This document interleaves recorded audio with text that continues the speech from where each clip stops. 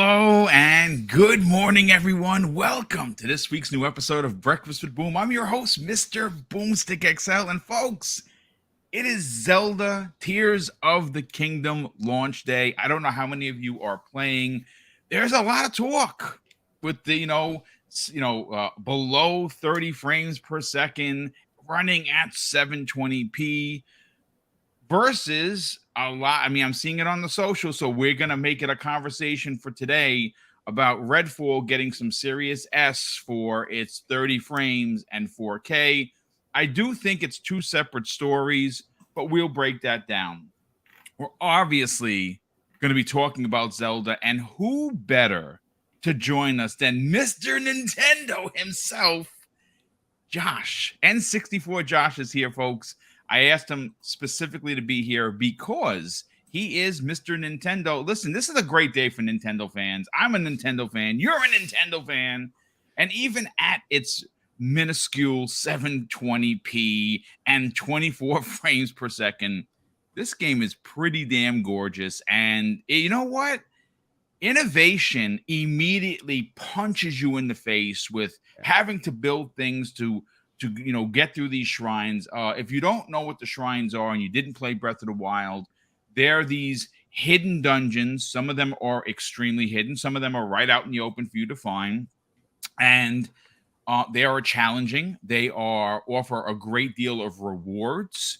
But at the same time, they are addicting, Josh. All you want to do is find these things. First of all, how the heck are you, man? Good morning. You know, I am so good, and I played the game last night for about an hour and a half, and it's been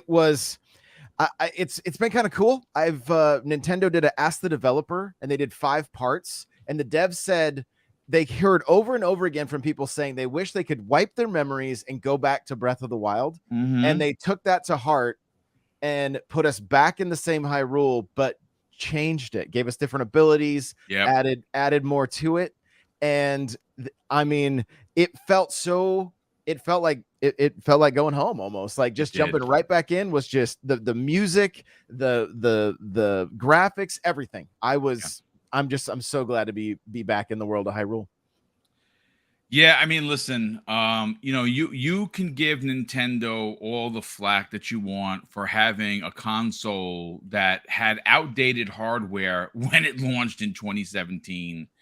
But the truth of the matter is this: we're here for gaming, and look, I'll tell you, Redfall still in the conversation. I think it's hit like its all-time low of like 50 something open critic on PC. I put 55 hours into it, folks. Yes, I beat it after 55 hours, and people are like, wow, why'd you take so long? Because I check everything, and I had a great time with it. I honestly had a freaking absolutely fantastic time with it.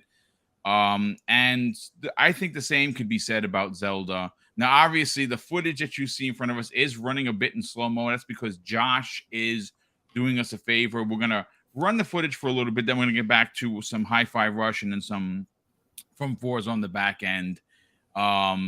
Listen, the game doesn't run like that normally. I've been playing for 2 hours. I'm amazed. I'm completely blown away. It has stolen every ounce of my gaming foresight that all I want to do is leave this podcast right now and go play Zelda Tears of the Kingdom. If you are a Zelda fan, let me just say this. If you are a Breath of the Wild fan, I don't think you're going to be disappointed. But before we get into all the topics, and we have a lot of really beefy topics to get into, Web Dave is playing it on his Switch right now. Dave, how the heck are you, brother? No. I'm not playing it. No. I just have it handy and warmed up, ready to go. I got my gaming is gaming double barrel gaming shirt on. Oh, brother, thank you. Check out Boom's merch. Man, it is so amazing. So much to choose from, man. That's what I like about it. The variety is awesome. I'm just excited to be here. I'm so excited that we have Fuzzy Belvedere and N64 Josh, because these guys both are amazing, as well as yourself, Boom. You're pretty awesome guys. I appreciate that. That's very kind of you to say. And listen, obviously, you know that Crispy Bomb has joined the panel once again. Unfortunately, he had to switch his schedule for work, so he won't be joining us. In Dreadpool, who is obviously still a panel member, is running behind because of work. So real life has obviously stepped in the way, but we're still going to give you a solid 2+ hours or 2 hours at least about, gaming. And again, we have a lot of great topics. We already have almost 200 people here, and we're only 7 minutes in. So I cannot thank the chat enough for taking the time and and obviously spending your Friday morning with us. And last and no way least, Fuzzy Belvedere, brother, what's going on, man? I mean, we're gonna get into some of these meaty topics. Are you ready? Oh yeah, definitely. Yeah, it's one of those things where Pong Soul famous saying is the golden age of gaming, and Indeed. now Nintendo has their Game of the Year nominee out there, and not the biggest Switch fan, but I can understand how everybody can lose a lot of free time into this game because it's exactly what the fans wanted, and hey, Nintendo knows how to deliver on that hardware, even if it's a little dated. They still know how to deliver. So we got some other topics to get into as well. Can't wait to do it. Glad that we have Josh on here, especially with having a Nintendo topic today. Yeah, it's going to be an awesome show. Glad to be here with everyone. Yeah, and you know what's funny? Obviously we're in May, right? This is the game that notoriously the first one launched with the console in 2017. It took 5 years for a sequel. This was announced and delayed for a couple of years. And when you play it, you're going to see why. It was worth the wait. I have a strong suspicion, and again, this is just my opinion on this, folks. We know we're not getting new hardware for Nintendo, at least this year. Second half 2024 is kind of the rumor. There's been some documents out there where it looks like they will be making games for both consoles. As you see, Xbox does with the Series X and S. So we'll see. The hardware is old, man, and it takes a long time to load. I know that. I noticed the loading immediately because obviously PlayStation 5 is lightning fast. The Xbox Series X lightning fast, and then you see a screen come up, and I'm like, I actually said this a couple of times when I was playing Zelda. I was like, did my game freeze? Oh no, that's the loading screen. Okay, well, there's that. But it's okay. It only when you go from place to place does it have like a loading screen, not during the game. So there.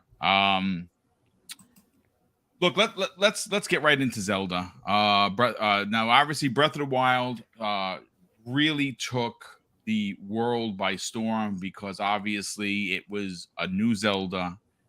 It was a new tale for Link to be told. When it launched in 2017 to coincide with the launch of the Nintendo Switch, it's pretty crazy that Josh they sold more games, more copies of Zelda Breath of the Wild than they actually had Switches to sell. Like, I've never seen anything quite like that. And this game is already selling like hotcakes. There's no doubt that this is going to be the biggest game, potentially the biggest game of the year, because I have a strong suspicion, Josh, that this isn't the only thing we're getting. Now, obviously, Nintendo has some smaller releases. The Metroid remake is freaking fantastic. Yep. We know that Pikmin 4 is on the way, and the reason why I know that for a fact is because it's one of the games I bought with my Nintendo voucher. I bought, you had those $100 vouchers. I got Zelda and I got Pikmin, and Zelda's a $70 game, so I got it for $50. That's a good deal. But I have a strong suspicion, Josh, that come the next big show for Nintendo, whatever it may be, whether it's during E3 week, or maybe it's the week after, maybe it's a month after, I think that we're going to get Mario Odyssey 2. I really think that game has been in development. It came out, they bookend that year. I mean, that's an amazing year for Nintendo. They open up the 2017 campaign with a new old console, if you will, Zelda, Breath of the Wild, and they bookended it with Mario Odyssey, which is probably one of my favorite Marios. Like, I've been gaming for a long time, and that game is just amazing. So I kind of wonder, Josh, if we're gonna see a kind of a bookend, situation. But let's get into Zelda, folks. This is the game that's already, getting game of the year, game of the generation, game of the universe talk, right? I'm going to pull up Benji Sales, who's a good friend of this program, great friend of the community. He put out a list of the scores are staggering. They're just staggering. And Josh, there's a lot of talk in the community about the pandering that people are assuming. A lot of the gaming journalism is, it's Nintendo. No one ever goes against Nintendo. It's pandering. This game isn't that good. I'm here to tell you, folks, the game is pretty good. I'm only 2 hours in, and I'm already amazed. Josh, what has been your experience so far? I mean, I'm only an hour and a half in, right? And it's strange to say that there's this sense of nostalgia with this game, but there is. Even though it's only a 6-year-old, it's only been 6 years since the sequel. There's very much some nostalgia there, and it obviously Zelda having I've been the very first Nintendo game I ever played was The Legend of Zelda. Like, I remember swimming at my grandma's house at the lake. My step cousin brought the NES, and I went and grabbed the controller for the first time. Going from Atari to that was such a change, and seeing the graphics that were like, yo, the arcade is in the living room. This is wild, right? And so, I mean, I don't know. The people online are usually just angry. I don't know what else to say. Like, even if some people won't even allow themselves to enjoy things because it just messes with their narrative. And are there instances where different outlets favor different brands? Sure, we see it all the time. And I mean, it's up to us whether or not we want to put any weight to what they're saying or what they say. Ultimately, play the games for yourself, see if you like them, and if you don't, buy the physical so you can go trade it in at GameStop on your next one, or sign up for GameFly and rent it if you want. Like, there's ways to kind of test these games out without spending too much. And I mean, granted, it's $70, but again, I've only been an hour and a half into this. I did the same thing, but I double dipped. I have the special edition coming because I'm a collector, especially I missed it, Steelbooks. dude. I'm so angry at myself. Well, I have an extra one, so if you want to talk afterwards, Josh, let's talk. I love you. I'm saying it live on the air. We will talk in the DM. You know what I did yesterday, Josh? You know what I did yesterday? I said I wasn't going to do it. Mrs. Boom and I, if you don't know, folks, we're saving for our first home. We're in an apartment. We've been in an apartment for many, many years. We've outgrown the apartment. I wish I would have done it sooner, but life, a lot of, we had family that was sick, and it just didn't work out. So it's fine. We're doing it now. So obviously we're saving, and I don't buy collector's editions. I don't buy consoles because it's not a necessity. Well, I did it yesterday, Josh. FOMO freaking got me. Like, I put the money away, folks. Like I said, honestly, I put the money away where, I don't spend as much as I would like, but that's fine. That's perfectly fine. And I bought the Nintendo Switch Zelda edition. And I only did it because I'm paying it off for a year through Amazon, $30 a month, which is nothing, right? They threw it up on the screen. Hey, you don't got to buy this now. You can pay us over 12 months. So I was like, well, who am I to say no to Amazon offering me a deal?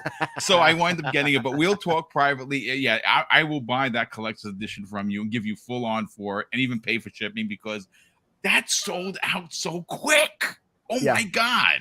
Yeah, it did. I didn't even realize I pre-ordered two. I just got an email from Best Buy this morning, and Walmart's already shipping one. So I was like, oh, okay. Well, yeah, now we're talking. So there you go. But yeah, I mean, as far as the game, and I mean, I've been the thing that I've really enjoyed the most about the hype for this game is I feel like Halo Infinite was probably the last game that I was like really, really looking forward to, and I had a good time with it, but I think ultimately we were all kind of let down in the end with that one, just as far as like content goes, and like as far as games as a service. It's still a game I play. It wasn't the game itself, Josh. It was the back end support that let us down. Like I said, like you, we're both Halo nostalgists, right? Yeah. We're huge fans of the brand. I reviewed it on my own. And that's the crazy thing. Microsoft did not offer me a copy, which is, it's fine. I mean, it's still a small channel.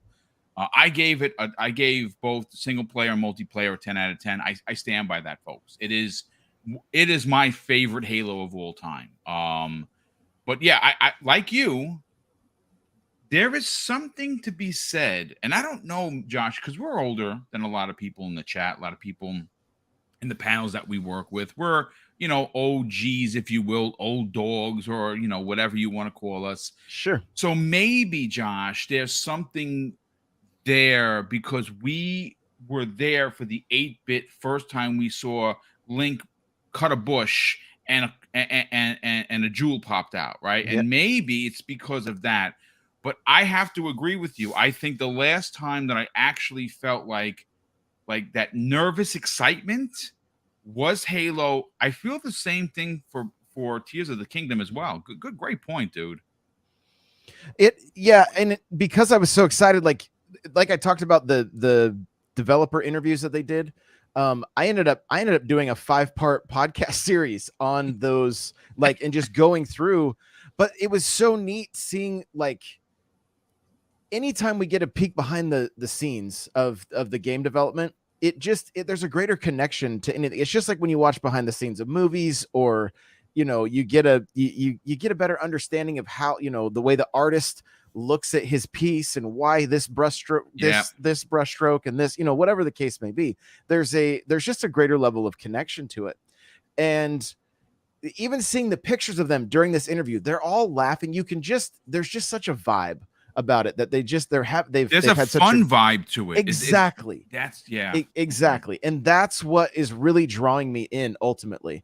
And I leave for a week vacation today, and I am just gonna lose myself in this game and just kind of know life this thing. I love it. Yes. I'm planning on it. My backlog is just massive. I've hardly gamed at all because of how much content I'm putting out lately, and it's not going to stop. I'm still gonna be going hard, but I'm gonna carve out some time for this game. And because honestly, I think this is one of those games that we still see clips of Breath of the Wild that are just that kind of blow our minds. Yeah, 100%. And I'm already seeing clips from this game where people are putting the rocket on their shield, and then they're surfing with that, and they're going way faster. And I'm just like, yo, we have just gotten started with this. It's the innovation aspect of it. Yes. Real quick, a good friend, and I know him personally. He's an amazing friend. I even consider him to be a brother. Tempest's son.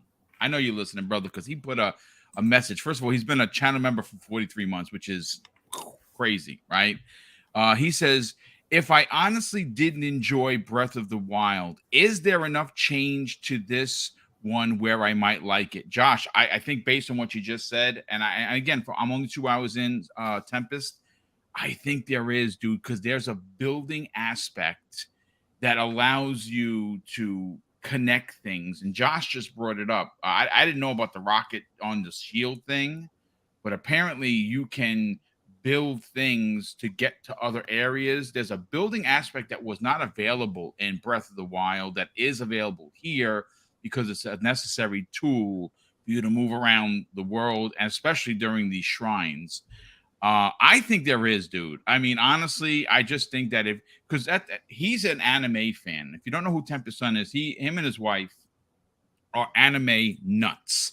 And speaking of anime, I'm going to bring up we're going to bring up some Hi-Fi Rush. Very similar graphic styles, right? There's something to be said, Josh, about Nintendo embracing what is very popular in Japan. And that's this animated, graphical, cel-shaded type of stories that they're telling. We've seen Bandai Namco release several in the last couple of years that have been nothing short of stellar. And I the best thing I can say, Tempest, is that yes, I think there really is enough here. It's not confusing. I think that the console does what the console does. It's not. I mean, I see a lot of people playing on PC. I saw Miles Dompierre, a good friend of this program. He was, he's playing on PC. I know several people that are playing on PC. How they're doing it, I don't know, because I'm not that technical, but they bought the game and somehow they're playing it on PC. Good on you. It's probably running at 120 frames per second, which is awesome. I'm going to play it on the Nintendo Switch because, well, that's what I have in front of me. And I'm playing it on the HD one because obviously I had bought that when that came out. And now I'm going to have to transfer everything over to the new one that's going to be arriving tomorrow because I could not say no to a Zelda Special Edition console. Josh, again, you're going on vacation, and what's crazy is that you're going to spend most of your vacation playing this game. There's no question. And to answer Tempest's question, the way the devs are really looking at this game is they looked at all of the limitations that were in that were in Breath of the Wild because of the Wii U, and were able to essentially make the game that they wanted to. There were moments where Aonuma was like, hey, I want to, since we can't fly in this game in Breath of the Wild, I want to be able to dig. And all the other developers were like, please don't make us do that. Like it's like that's literally in their interview. That's what they said. They're like, please don't. So in this one, like this is the best of all Zeldas in my opinion. Obviously I'm not through it, but from everything I've seen, right, from the trailers and from the reviews, I went through most of the Metacritic reviews yesterday. They gave us dungeons. We have dungeons in this game. There is boss fights. It is, and they even optional ones at that. I read that you could miss a lot of the. You see, if you're going to power through this game, and again, folks, I'm only 2 hours in, so please take it with all the grain of salt. I did a lot of reading on this. I have the scores in front of me. I followed Benzie Shales, which I have his original tweet. But like many dungeon crawling type of RPGs, if you're not keen-eyed, Josh, you're going to potentially miss some big ones. Well, and not only that, Aonuma says in that interview, he because of testing the game, he's played through it 20 times already, and it's been different every time, and he is still having a great time doing it. You know, obviously, I mean, most of us probably aren't going to play through 20 times. We're not, you know, if you're a huge, but I mean, I had people in my chat yesterday that are like, I have 2,000 hours in Breath of the Wild. I speed run. I'm always looking to create new things and do, you know, and so I think this game, we don't really know it yet, but my gut feeling is there's going to be this Minecraft element to this game where people continue building for years to come, and like, and the different like machines, and like, you know, life will find a way. And I think there's going to be some amazing stuff coming from the community. That's just, for me personally, I want to push myself in the content game with this. You know, you want stuff to go viral, build some cool stuff in Tears of the Kingdom, and you have a pretty good shot. Yeah, no doubt. If you can figure out to make something fly or something like that, that's going to get you to somewhere where it's normally it should. Because I think what they've done, if they've let the door open and said, "Hey, listen, if you can dream it, you can build it." Yeah, right. That's what it seems. That's exactly what they said in that interview. They said, if you can think it, you can do it. I love it. Josh, we'll come back to you, Dave. You're only with us for 45 minutes today because you have some prior engagements, but I do want to get your hot take. How much of Zelda Tears of the Kingdom have you played? I mean, there's a lot of device opinions on this, right? You know, there's like a good friend of the program, actually damn near great friend of the program, Drawn TJ. He drops a $10 super chat and he says, "Look, I think Nintendo is still trash at 720p, $70 cartoon graphics. It's just sad. Could you imagine if Zelda was made in Unreal Engine 5 on a more powerful device?" And I mean, again, this is he's not wrong. This is his feeling. I know a lot of people that are like, "Yep, Nintendo, I'm over it. I'm not going to bother. 720. That's not my." Randall Thor, who I consider to be a very, very good friend, he put something on Twitter, Dave, the other day where he got a lot of funny comments. No hate for Rand. I love Rand, and I think, listen, he doesn't want to be a part of the conversation. He went into Twitter and he removed the keywords Zelda Breath of the Wild, Zelda Tears of the Kingdom. He don't want to be a part of that conversation because he thinks Nintendo is just not good enough for him. He's a anti Pokemon, which we know about that. It's listen, people. The game isn't for everyone. That's the thing. Games. Not every game is for every gamer, right? I should come up with a shirt with that. I definitely should do a shirt for that. But Dave, let's get your hot take on this, brother. I mean, obviously, you're playing it on the Switch. We saw it. Does the console's limitation bother you? Because again, the big conversation, there's a super chat I'll get to in a second, where people are like, wait a second, hold on. 4K 30, lock 30 for Redfall, it's a 5 on Metacritic, right? It's a 50. Zelda Breath of the Wild, 720, 24 frames, 100. Why is this? I can't answer that. I mean, Redfall is a first-person shooter. Like I said, I can attest. I quite enjoyed it. I don't care what anyone says. I'll say this for Everborn. I'm taking his line. People aren't going to chew my food for me. I'm going to bite into this, and if I like the taste of it, I'm going to play through it, like I did with Ghostwire, like I did with Hi-Fi, like I did with a lot of games this year. And I've thoroughly enjoyed my time with Redfall. I think Layla was an amazing character. So what are your take on this, Dave? You know, the conversation that's now erupted in the community, Redfall 34K versus Zelda 10s, 100s, game of this generation, game of the universe, 24 frames, 720p. Okay, so first of all, full disclosure, when I just showed you when I held my screen up, that's the first time I turned the game on because we were there at midnight last night, well, 11 o'clock last night. My old man body would not allow me to stay up, so that's pick it up. We picked it up. Me and my daughter went. My 22-year-old daughter. We were like, let's go to GameStop and get our games. Nice. So we did. I love it. She stayed up playing hers. I am old and crashed. So, but yeah, I will play it today probably. And so the rest of the weekend. But to be honest, no, I mean, I'm not gonna lie. I'm not gonna say, oh, it was great. You get what you pay for as far as the console, you know, is like $300 for a Switch. It's a good, solid system. Nintendo filled a niche, affordability, portability, and you know, and it's got these beloved characters that we all love to play, whether it's, you know, Samus, Mario, Link. You know, these are all great characters. Pokemon, the list goes on and on for, you know, Donkey Kong, of all these great characters that they create. So there is a, I guess a form of fanism, because, you know, it's something that you love, beloved, you want to play it, and that's why it gets, you know, a good score, because, oh man, I love playing it so much. I'm glad I get to play more of it. Let's give it a good score. I'm not saying it doesn't deserve a good score. I do. But you know, from what I've seen of it, I should say. But you know, and you know, Hi-Fi Rush had a lot of problems. It did. We can't deny that. I mean, it is as much fun as people have had playing it.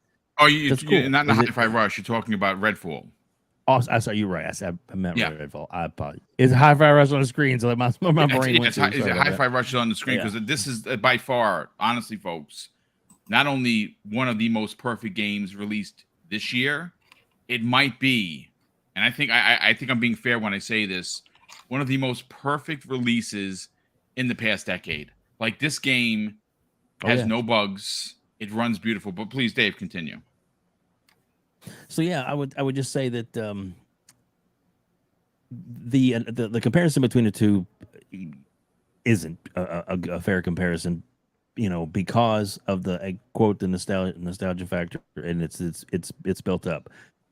Redfall had a lot to prove going in, and unfortunately, it didn't. I like the game. I enjoy it too. I think it's it's got a lot of good bones, is what a lot of people have said. I think that's what Colt Eastwood I've said that specifically. Yeah, exactly. A lot of good bones to it. So you know, I think it'd been better served if it was either delayed or something until it was a little more, you know, cooked in the sauce, as it were. But it is what it is. It released, and that's the scores that it got. I think over time, if they do make repairs to it, I think the store should go up, but it probably, won't. It's kind of stigmatized now with that score. Unfortunately, all I can say is that can't happen to Starfield. They have to make sure that game comes out. No, we're going to get into the 1,000%. rumor that's floating around with Starfield. Unfortunately, you won't be here for that conversation because that's going to be later on. But that's listen, dude, don't sweat it, bro. But yeah, that's and like I said, that's my take on it. Is that I don't think that it quite deserves all these 10 10s. I mean, because it's it is a good game, but I just don't. For me, at least, it's not going to be. I would not even playing it just by looking at it, and even by playing the first game, which I loved. I gave the first one probably a 9 out of 10. Because it's not perfect. It has some flaws, but that's. I don't know. I see it. I get it, but and people already saying it's game of the year. It's like Starfield's not out yet. Let's give it a little more chance. Breath of the Wild. It's a front runner for sure. I mean, I could see a lot of people. I mean, first of all, Hogwarts launched to start the year, right? And it's still my game of the year. I know the Black Harry Potter is listening and he's watching and he's probably smiling. Yes, I loved and I haven't beaten Hogwarts. I got to get back to it. I'm close, but it's one of those games that the amount of hours I've put into it, I probably should have beaten it. But I kind of like going here, there, and everywhere. I don't like just blowing through an RPG of that size because you miss all the minutiae factors, about the game, which is why Zelda is going to be a 50+ hour game for me anyway, before at least I get enough gumption to want to beat it. But listen, at the end of the day, the game is going to get a score that you personally, again, when you start hearing the zeitgeist conversation of holy cow, this game of the generation so far. It's Zelda. It's a sequel to Breath of the Wild, which was considered to be game of the generation. Then you're going to want to have that conversation. You're going to want to be a part of that zeitgeist conversation. I know I am, but I'm doing it not because I'm following trends or chasing anyone. I'm a Zelda fan, and I'm even more so a Breath of the Wild fan, which I knew that I was going to like this game. I mean, heck, I bought the game digitally. I literally just bought the collector's edition thanks to Josh, who says, by the way, if you want to drop that link in there and you want it, no pun intended, the collector's edition is up at Amazon right now. They got more in regular price. And yeah, I bought it and I'll never open it. Like I have my Breath of the Wild still in the package. It's just what I do. Before we bring in Fuzzy on this conversation, let me catch up on some of these outstanding super chats. We have Raiden Blade, who doesn't drop just one; he drops two $2 super chats, and he says, "Been a channel member for over 2 years, brother. Thank you so much for the generosity. It really does mean a lot." That 30 frames. Where is our rage? Zelda versus Redfall. Yep, we were just talking about that. There is a conversation to be had for sure, and I think we are going to touch on that a little bit. He drops another $2 super chat, and this is breaking news, folks.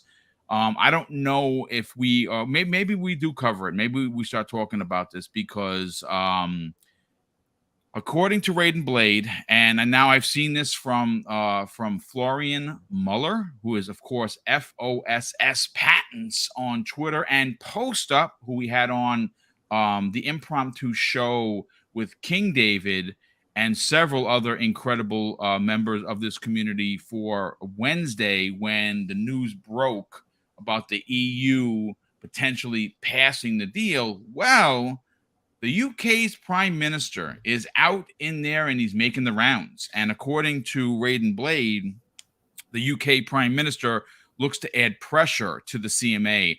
I don't doubt that. He said he was going to sit down and speak with Microsoft regarding the CMA's decision. I feel, and again, FYI, the prime minister has the power to overturn the CMA's decision. Yes, he does. I know there's a lot of talk about it. I don't know, Boom, I don't think he can do that. Yes, he can. And I think at this point, he might have to, because there is a lot at stake here. what the CMA has done, and I'm pulling from several people that are paid a lot more than I am, basically saying that the UK specifically is closed for business, because who is going to want to invest if at every turn you're trying to invest in your company, you're going to have to worry about a block because you're big tech. ARM, who makes obviously chips for computers, pulled out of the UK stock market. That's a freaking big deal. And Microsoft does a lot of business over there. As a matter of fact, Brad Smith said it. They've been friends supposedly for 4 decades, and they get this block. And as we've learned, folks, something happened. Something happened because a conversation was had with Microsoft where they were made to understand that the CMA was going to pass this. Now, we heard that 2 weeks of radio silence, and in that 2 weeks, folks, this is where Lena Khan and the FTC met with the CMA. This is where I say collusion. I'm sorry to say, I don't want to see anybody lose their job or go to jail, but if you committed a crime, I'm sorry, my heart pumps piss for you, because crime is a crime is a crime. I don't care how smart you are.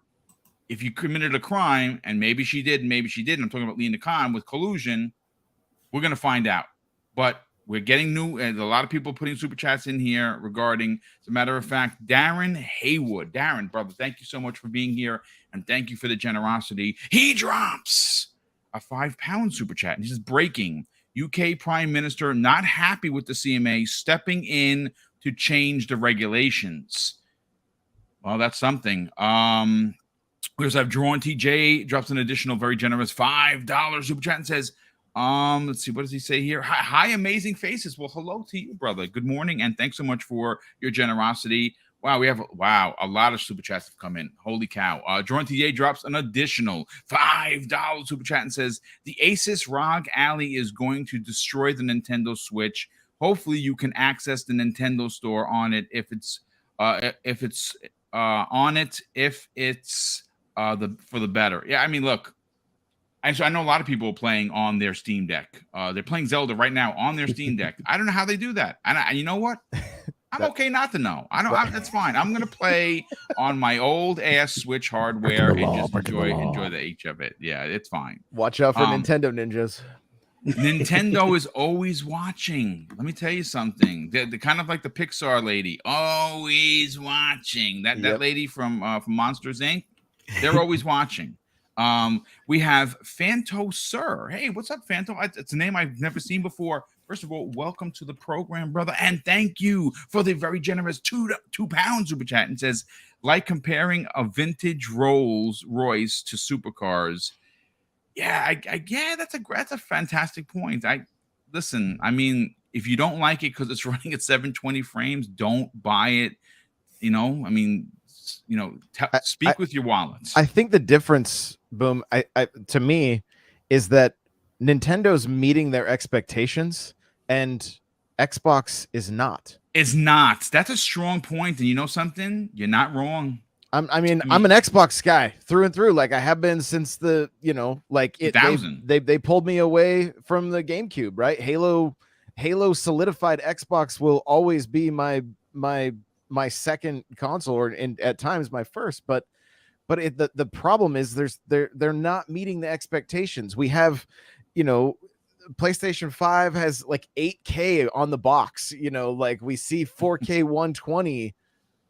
I just upconvert my Switch with this thing called the M Classic to 4K on all my monitors, and I'm happy, but like we have to talk in the background about that, because I may have to buy a monitor just to do that. Yeah, it looks great, but I think that's the real issue is like it's not that Nintendo is just putting out these underpowered. It's that Xbox is, and that's the problem. Yeah. They I don't know what the solution is. I'm not a developer, but the solution is Nintendo does their thing. We knew what we were getting with it. I think it's safe to say that they delivered. Now, granted, you can't argue. You can't say everything that Microsoft or Xbox has done has underdelivered, because that would be unfair and it would be incredibly untrue. they have released big bangers. The last one that makes, I mean, and again, I think that the issue specifically with Xbox isn't that they have bad studios, bad management, bad decisions. I'm sure there's some of that in there. Forza Horizon 5 masterclass. Absolutely. Hi-Fi Rush masterclass. Several of their smaller releases that came this year specifically that are like RTS type of games, masterclass. They're not for me per se, but that doesn't mean that they don't count. Starfield is, we're going to get into what's going on with Starfield. Apparently, folks, ID Software came in. This is what Phil was referring to about we called in everyone, and apparently ID Software came in and fixed all of the shooting mechanics. They've been working on it since the beginning of 2022, from what we understand. And all of the shooting, all of the combat is going to be, I would imagine, again, I'm just speculating at this point, so take it with a grain of salt, Doom-esque control when it comes to combat. We'll see. We will see if that, in fact, isn't the case. We're going to learn more on the 11th, which is only less than a month away, folks. So we will learn. We also have Joe Dunmore, who's been a channel member for over 6 months. Joe, welcome back to the program, brother, and thank you for the generosity. He says Redfall was advertised as a AAA game when it feels more like a AA game. Redfall's pre-release hype reminded me of the Blair Witch Project. Look, he's not wrong. I mean, think about this for a second, folks. The game is what it is. If you don't like it, you think that it's mid, you think it's less than mid, that's up to you. I really enjoyed it, and I'm not capping for anyone. You put 55 hours into a game, you enjoy it. You put 5 hours into a game and step away, you obviously didn't enjoy it. The marketing that went into this game, they have clothing, they have an Arby's deal. We've seen ads in Australia. They painted the stairs of all the characters. It was on buses. It was on trains. Every time I turned on YouTube, there was an ad for it. That's being advertised as a AAA bomb. You know what I'm saying? That's God of War-esque marketing, which we've seen Sony do to great success. You've seen the marketing for Tears of the Kingdom. It's freaking everywhere, because it's a AAA release. Redfall was expected to be that AAA release, and it has a lot of shortcomings, folks. It's no 60 frames. They have a lot of pop-in. The AI needs a ton of work. I mean, again, the game is playable. I had only a handful of bugs. I played through it. I enjoyed it. But being honest, there's a lot of work. Now, Phil Spencer did say, gentlemen, and chat, that this game is going to get the treatment that we saw with Sea of Thieves and Grounded. I hope he keeps his word with that. And Master Chief Collection, like this has to stop though. Like, it does have to stop. The consumer's like, why put money into this any longer? Like, if it wasn't on Game Pass, like it would be, they'd be everybody be eating their lunch. Like, it would just be, it's frustrating as an Xbox fan to see this kind of stuff happen. Like, just delay the game. It doesn't matter if the Xbox doesn't have games. You keep putting out games with egg on your face, and nobody's going to take anything seriously at this point. Like, that's why they have to hit with Hellblade. They have to hit with Avowed. They have to hit with Starfield. They have to hit with Motorsport. Those are the next 4 big ones that are going to run through 2023 and open 2024. If they can get 4 back-to-back AAA games releasing with no drama, people are going to say, okay, this is the Xbox we wanted. Now, I don't know, Dave, I know you got to get out of here, brother. Thank you so much for stopping by. I'm sorry this show is a little all over the place, because it kind of is. But those kind of me. No. I'm not blaming anyone, because I'm the host. So if anyone to blame, would be me. But I kind of like these conversations because it's natural, right? Wait, I have to address the chat because it says I think they're talking to me. It says, no, you are not an Xbox fan. 8K PlayStation, no Xbox would lie like that. I'm literally looking at a box of the PS5. It says 8K, 4K 120 and HDR. Like I'm just talking about the marketing aspect of it. That's it. Like it's they're not delivering on what they're trying to tell the consumer. That's the only point I'm making. I bought a PS5 and then I returned it so that I could go to Vegas because I'm like, I'm not going to play this thing. I want to get to it eventually, but it has nothing to do with where my loyalties lie, which I'm not even all that loyal to these plastic boxes. Like I just like shooters and I like Nintendo games. So that's where I play, right? But my point is that they are saying you're going to get these games at 4K 120 and they're coming out at like 1080 30 or 4K 30, and that's to me it's frustrating for the consumer. You see it everywhere. People want Xbox to have a win. I don't think it's some people for the console war BS or whatever, but for the most part, you want the community that you're the most involved in to have something that they're excited about and talking about and sharing clips from. And that's what we're not getting. Sea of Thieves was such a long run before it was finally, and there's the hardcore that stuck with it. Destiny was also kind of an example of that, but like there's such a shortage of AAA games on Xbox right now that Redfall really needed to be a win for them and not us having to have this conversation again, which was the same conversation we had with Infinite. It had great aspects to it, but then it just everybody fell off so quick because there was like, where's the content? Where's the hype anymore? Well, you know what? You know why it was an issue, Josh, and I think it was very similar to Redfall. It was delayed a year because it wasn't ready. So when they released it, even though, like I said, Halo Infinite for me, 10 out of 10 in both aspects, multiplayer, single player. I got 14 days, folks, 14 days in Halo Infinite. And that, of course, that's mostly multiplayer, but there's a good chunk of that, probably 3 or 4 days, maybe even a little bit more in single player, because after I beat the game, I was going around trying to find all of the audio logs and unlock all the things, because that's what I do in open world games. And that was a fantastic, new way to play Halo. But I think that's what it comes down to, Josh, is that there was an expectation that if it got this one entire year delay, that it would be this next level thing. And it did deliver, at least for me, in a lot of aspects, but the content, or at least the support afterwards, was not. And that's 343. 343 is a mess, man. And that hopefully they've changed. Fuzzy Belvedere, I want to get you in on the conversation. I'll catch up on the super chats in this hot second. Let's talk Zelda. Now, I do want to grab your hot take on this because you're not the biggest Zelda fan. You said it. Yeah.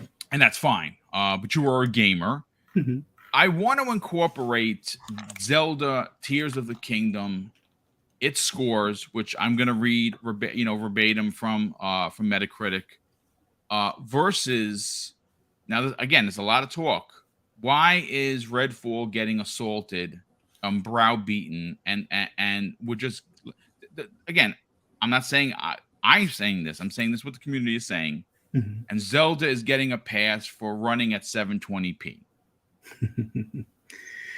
I mean, to me, I think the big reason why is, it's expected with the hardware that Nintendo has that you're not, like, the expectation for any of those games is not going to be anything beyond the 720p, or, they would target 30 frames, and that's what that console was always geared for, because it's kind of a generation back. It's more on par with like the Xbox One and the PS4.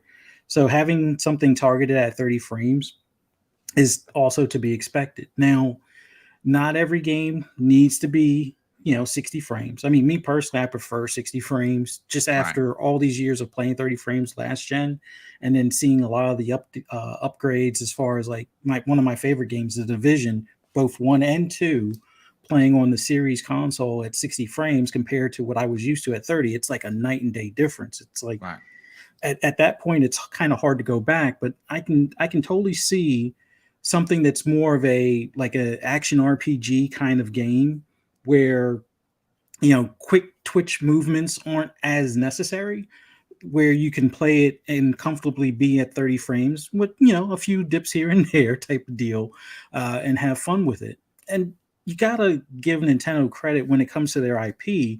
It has not just the nostalgia and the tradition, but there's that expectation of bringing you back to this world that a lot of people love to basically lose themselves in, kind of thing. So the things that game will be graded against, or more so in line against other previous Nintendo IPs, and not necessarily like the latest and greatest 60 frames 4K vision of modern IP.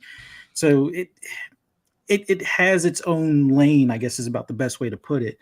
Now, when it comes to Redfall, I'm still of the mind frame that I think if Redfall had released kind of like the way Grounded did, as opposed to Sea of Thieves, although it could still. You mean like in a preview kind of a situation? Yeah.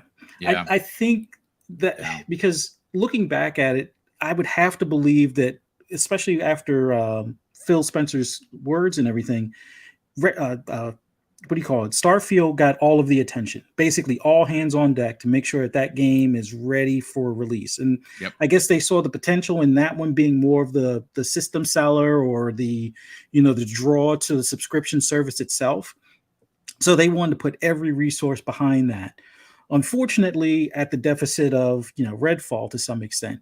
But then again, when you look at Arcane, you figure, well, they should be able to do well. I mean, the other half of the studio released, Deathloop, and that was a Game of the Year nominee. Yeah.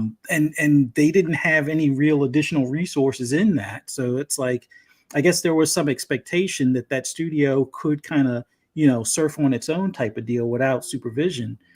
Looking back at it, I hope the higher ups within both Bethesda and Xbox in general realize that may not be the case, and kind of keep a closer eye, or at least make sure that you have ways of checking in, and instead of like 2 months prior to release finding out that it's only going to be 30 frames, you have better communication. Well, that's a communication problem that Phil did say that he was going to address. And again, we know that Bethesda, they kind of are run separately. I know that Phil is the head, but I've said this before. He took it on the chin, folks. Took full responsibility. This is really a Pete Hines thing. Pete Hines is running Bethesda as he's done for years. Yeah. So on his call, this game came out. It came, as they say, pardon the French, shit rolls downhill. This also falls on the director and producer, right, of Redfall. And again, you are doing this. This is your job. You're doing this every day. You know what this game is. At what point do you go to Pete Hines and say, "Hey, Pete, listen, I'm gonna be honest with you. This is gonna be a disaster if we release it like this." You know what I'm saying? And what I think what happened here, honestly, is, and there's some people suggesting, Fuzzy, that just get it out the door. But I think what happened here ultimately is all of these marketing deals that Redfall had would have fallen on once again, egg on the face that they happened. Remember all those advertisings with Doritos and Red Bull that Halo had? It was supposed to launch with the console, and they were still out there, and they lost all of that money in the advertising dollars because the game had to be delayed. I think that the the advertising dollars that went into this almost made it impossible to delay the game any further. And that's quite possible. There's a whole bunch of things that seem like it was like the perfect storm of everything that could go wrong as far as leading up to the release of this game. But in the grand scheme of things, I think Xbox hopefully has learned. I know they've stumbled a few times before on other launches and things like that, but it looks like there's so many scrutiny or so many eyes of scrutiny on them on this particular game. Yes, it was pushed as like a AAA, but I honestly think the better game to not necessarily scrutinize, but to look forward to is going to be Starfield overall, as far as where they are within the quality assurance and detail and energy that they put into a published IP, I think that will be the one that will give a better temperature reading on where Xbox is sitting right now. But it's hard to compare Zelda in any form or fashion to Redfall, just because established IP, great history, a number of considered game of the year hits over the years.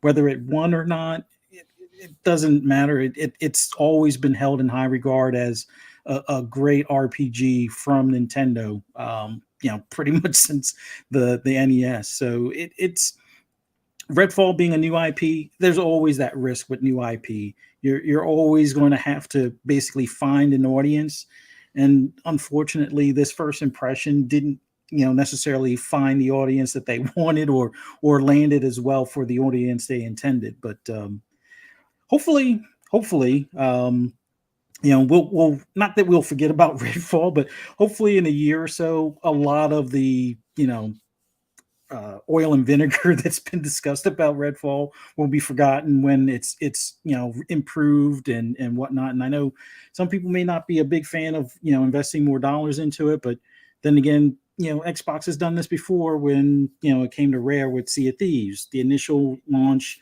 may not have been the grandest. It still had some decent bones to it at launch, but now it's its own living, breathing game as a service that millions still play. Same thing with Halo. Single player launch smooth. Few features missing that people traditionally were looking forward to, but overall it was polished. The thing that was kind of lacking was more so the content cycle that they were planning on after the fact, which that we've already gone through the restructuring of 343. So hopefully that, moving forward is no longer an issue. It's just a matter of, will we ever see, well, it looks like we may not ever see any more DLC for Infinite, but whatever they do moving forward, hopefully they'll have a better structured plan as far as how to deliver, not just on the initial launch, but, content thereafter. And yeah, it is what it is, but, kudos to Nintendo. Kudos to Nintendo fans enjoying Zelda. Like I said, I was a Sega kid growing up, so anything Nintendo was more like, oh, I'll play Super Mario Brothers, and that was basically about it. That and F-Zero. F-Zero was pretty cool, but I'd love to see F-Zero. I cannot believe it's been how many decades since the GameCube version of F-Zero. Like, come on, man! Like, are you serious? Like, they probably need to wait until Switch 2 or the Super Switch or whatever. Yeah, Super Switch. Yeah, because that has to be 60 frames for sure. So Mario Kart is 60 frames. It is. Yeah. It's Mario Kart is 60 frames. Yes, it is. Yeah, I think Mario Kart is just. I play with my nephew, and whenever Tyler comes over, we play all the time. It's phenomenal. So let's talk scores. Then we're going to get into some of the other Xbox topics, folks, because again, there's a lot to get into.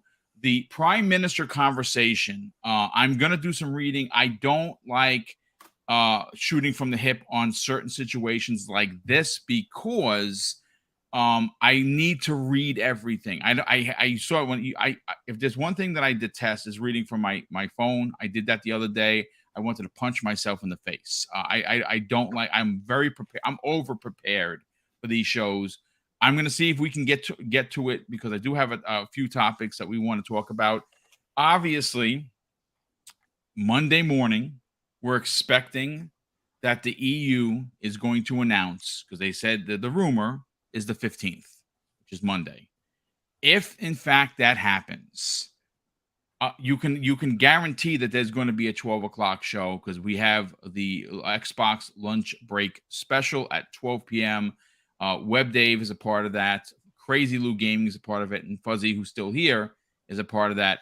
I might do a morning stream that for about 60 minutes to kind of it's going to be breaking news. In fact, that happens, and we're going to want to talk about it. So just keep your eyes pinned to Double Barrel Gaming, and of course to my social media accounts over on Twitter at Mr. BoomStick XL. And of course, if it is breaking news, that news does break, I'm going to probably do a stream at about 10 a.m. for about an hour, and then we're going to probably go right into take a little bit of a break and then come right back. And I'll reach out to a bunch of people that may want to come in and give their opinion about it. But getting back to Zelda before we move on to the Xbox stuff, it is currently sitting at a 96 Metacritic review on Metacritic, 96 with 87 critic reviews. So what I want to do is I kind of want to just bring up for context, because I'm all about numbers, right? Like very, very Benji Sales-esque, if you will. Just for clarification, these are other scores of other Switch games that were released, dating back for many, many years. And right now, according to Metacritic, it is the highest reviewed Switch game ever. So it's sitting at a 96. The next game that comes closest to it is the Metroid Prime Remaster at 94. 92 is that honor goes to Xenoblade Chronicles 3. 90 Chained Echoes, 90 Persona 4 Golden, and it goes down from there. Isn't Breath of the Wild 97? Is it? Because they don't have that. They don't have. Well, maybe it's current Switch games. So let me take a look at the full list. Maybe I'm incorrect in saying that. Well, they may also count Breath of the Wild as a Wii U title. That may be why you're not seeing it on your list. So. All right. Well, listen, that's according to Metacritic. So I'm going to give you a quick breakdown of what Benji Sales put on his official Twitter account. And it's, of course, at Benji Sales. You should follow this man for sure. IGN, 10 out of 10. Metro, 10 out of 10. GameSpot, 10 out of 10. Destructoid, 10 out of 10. GameBlog, 10 out of 10. Washington Post, Perfect 100. VG 247, 5 out of 5. VGC, 5 out of 5. The Guardian, 5 out of 5. Game Informer, 9.8 out of 10. And on Open Critic, folks, it's currently sitting at a 97, which is, that's, again, if it's not for you, I hear you. It's for me. It's for Josh. And again, like I said, I know a lot of people playing it on PC. That's my I don't want to say the name because they're gonna wind up talking again live on the air. Don't say and those devices that you talk to. It just came off for no reason. I wasn't talking to you. Listen, let's I hate when they do that. Like I talk and it jumps on and I'm like, wait a sec, I didn't say anything. Are you listening to me? This is crazy. Let's see. Okay, so Josh, you dropped something in here a second ago. Metacritic. All right. So the greatest score of all time is still Breath of the Wild at 97, which is, that's 109 critic reviews versus the 96 that has 87. Maybe it goes up, maybe it goes down, maybe it ties it. Maybe it will tie itself. That's pretty interesting. But I do want to talk about Xbox, folks. And I'm pulling up the show notes over here. This is something that I think has been making the rounds the last couple of days. I think that it is an important conversation. I hope that this comes to fruition, folks. And what am I talking about? Well, according to several posts yesterday, the legendary producer, best known for his creations in Ninja Gaiden, originally revisioned or reimagined on the OG Xbox, Ninja Gaiden, and of course the Dead or Alive series up until the 360 generation, is Tomonobu Itagaki is apparently in talks to become a part of Zenimax Media. And Josh, this is a legendary director and creator. A couple of years ago, he returned to gaming and almost instantaneously put a tweet out there where he's like, hey, listen, I know Microsoft is acquiring studios. If you're interested, I have an amazing relationship with Xbox. I would love to be acquired, be a part of Xbox Game Studios. That was a couple of years ago. And people ran with that story. I certainly ran with it because I have always said that Microsoft, they're missing, Xbox is missing several genres within Game Pass for first party. This is first party. It's not third party or second or indie. I'm talking about first party only. They're missing the character friendly IP in platformer. They're certainly missing out on potentially having a kart racer of their own, which I talked about to nauseum. But they're also, and of course, they're missing a fighter. I've talked about that. But Josh, when you look back at how Ninja Gaiden was realized and brought to fruition, some people will say that this is where the Souls-like difficulty in games originated from, because Ninja Gaiden was hard. Ninja Gaiden Black was over the top hard. I beat that on the hardest level. I have no proof of it because there were no achievements back then. One of my favorite IPs and franchises on the OG Xbox. For you, seeing that they are still they have this vision to push into the Japanese market. Now, obviously, Tango Gameworks is probably a gem that none of us realized Xbox first party had. They obviously released Ghostwire Tokyo, and I say this with full authority, folks. If you want to see a game that got no traction at whatsoever on PlayStation when it was launched as an exclusive, go play this game. It is the chef's kiss. And of course, you follow that with what you saw on your screen moments ago, and that was Hi-Fi Rush. This studio is special. Adding another Japanese studio without buying Sega, as we think they might eventually do, this would be a big deal, Josh. A character, because obviously, if he's going to join, he's going to bring some sort of an action, Ninja Gaiden inspired type of game. If he's not already working on that, do you see that this is kind of like a match made in heaven? It's tough, Boom. It's tough because I don't know if you remember his game that came out on the Wii U.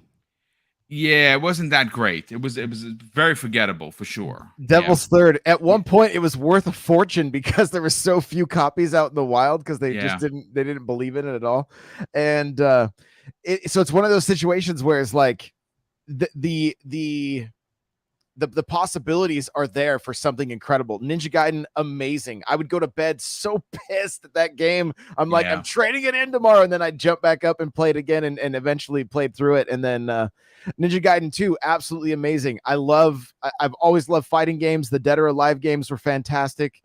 And so it would be great to see him be put in a position where he can thrive again, because I don't know what the situation was with the Devil's Third. He was the director on that. It does say he has a game to be like to be announced is called Warrior. So and then I clicked on it and it's an NFT game. So people really love when you use those NFTs. Yeah, boo. When you mention NFTs. So yeah, let's look at the good. Ninja Gaiden, amazing. Dead or Alive, amazing. Like I said before, if he's given a chance to thrive and put in a position where he can, do his best work, then I think it puts Xbox in a place for something amazing. But with his, I don't know how well Samurai Jack was. He was a part of that game as well. And I'm not sure to what extent. I'm trying to look here. It looks like he was Supreme Advisor is what his position was. So okay. I don't even know I don't even know what that meant. Did he have like absolute say over everything at that point? Like did they go in and like kiss the jewels on his rings while they were developing? I'm not sure, but this guy puts off like rock star vibes, right? He'd run around in his leather jackets and his long hair and just was like, he was like kind of one of the OG Rockstar game developers, and so I'm here for it. but I just want he has the pedigree for something amazing, and so fingers crossed that that's what we would see on the Xbox. Yeah, I mean, listen, I look, there's something to be said about Team Ninja, which he was a part of during Ninja Gaiden's resurgence, and of course DOA.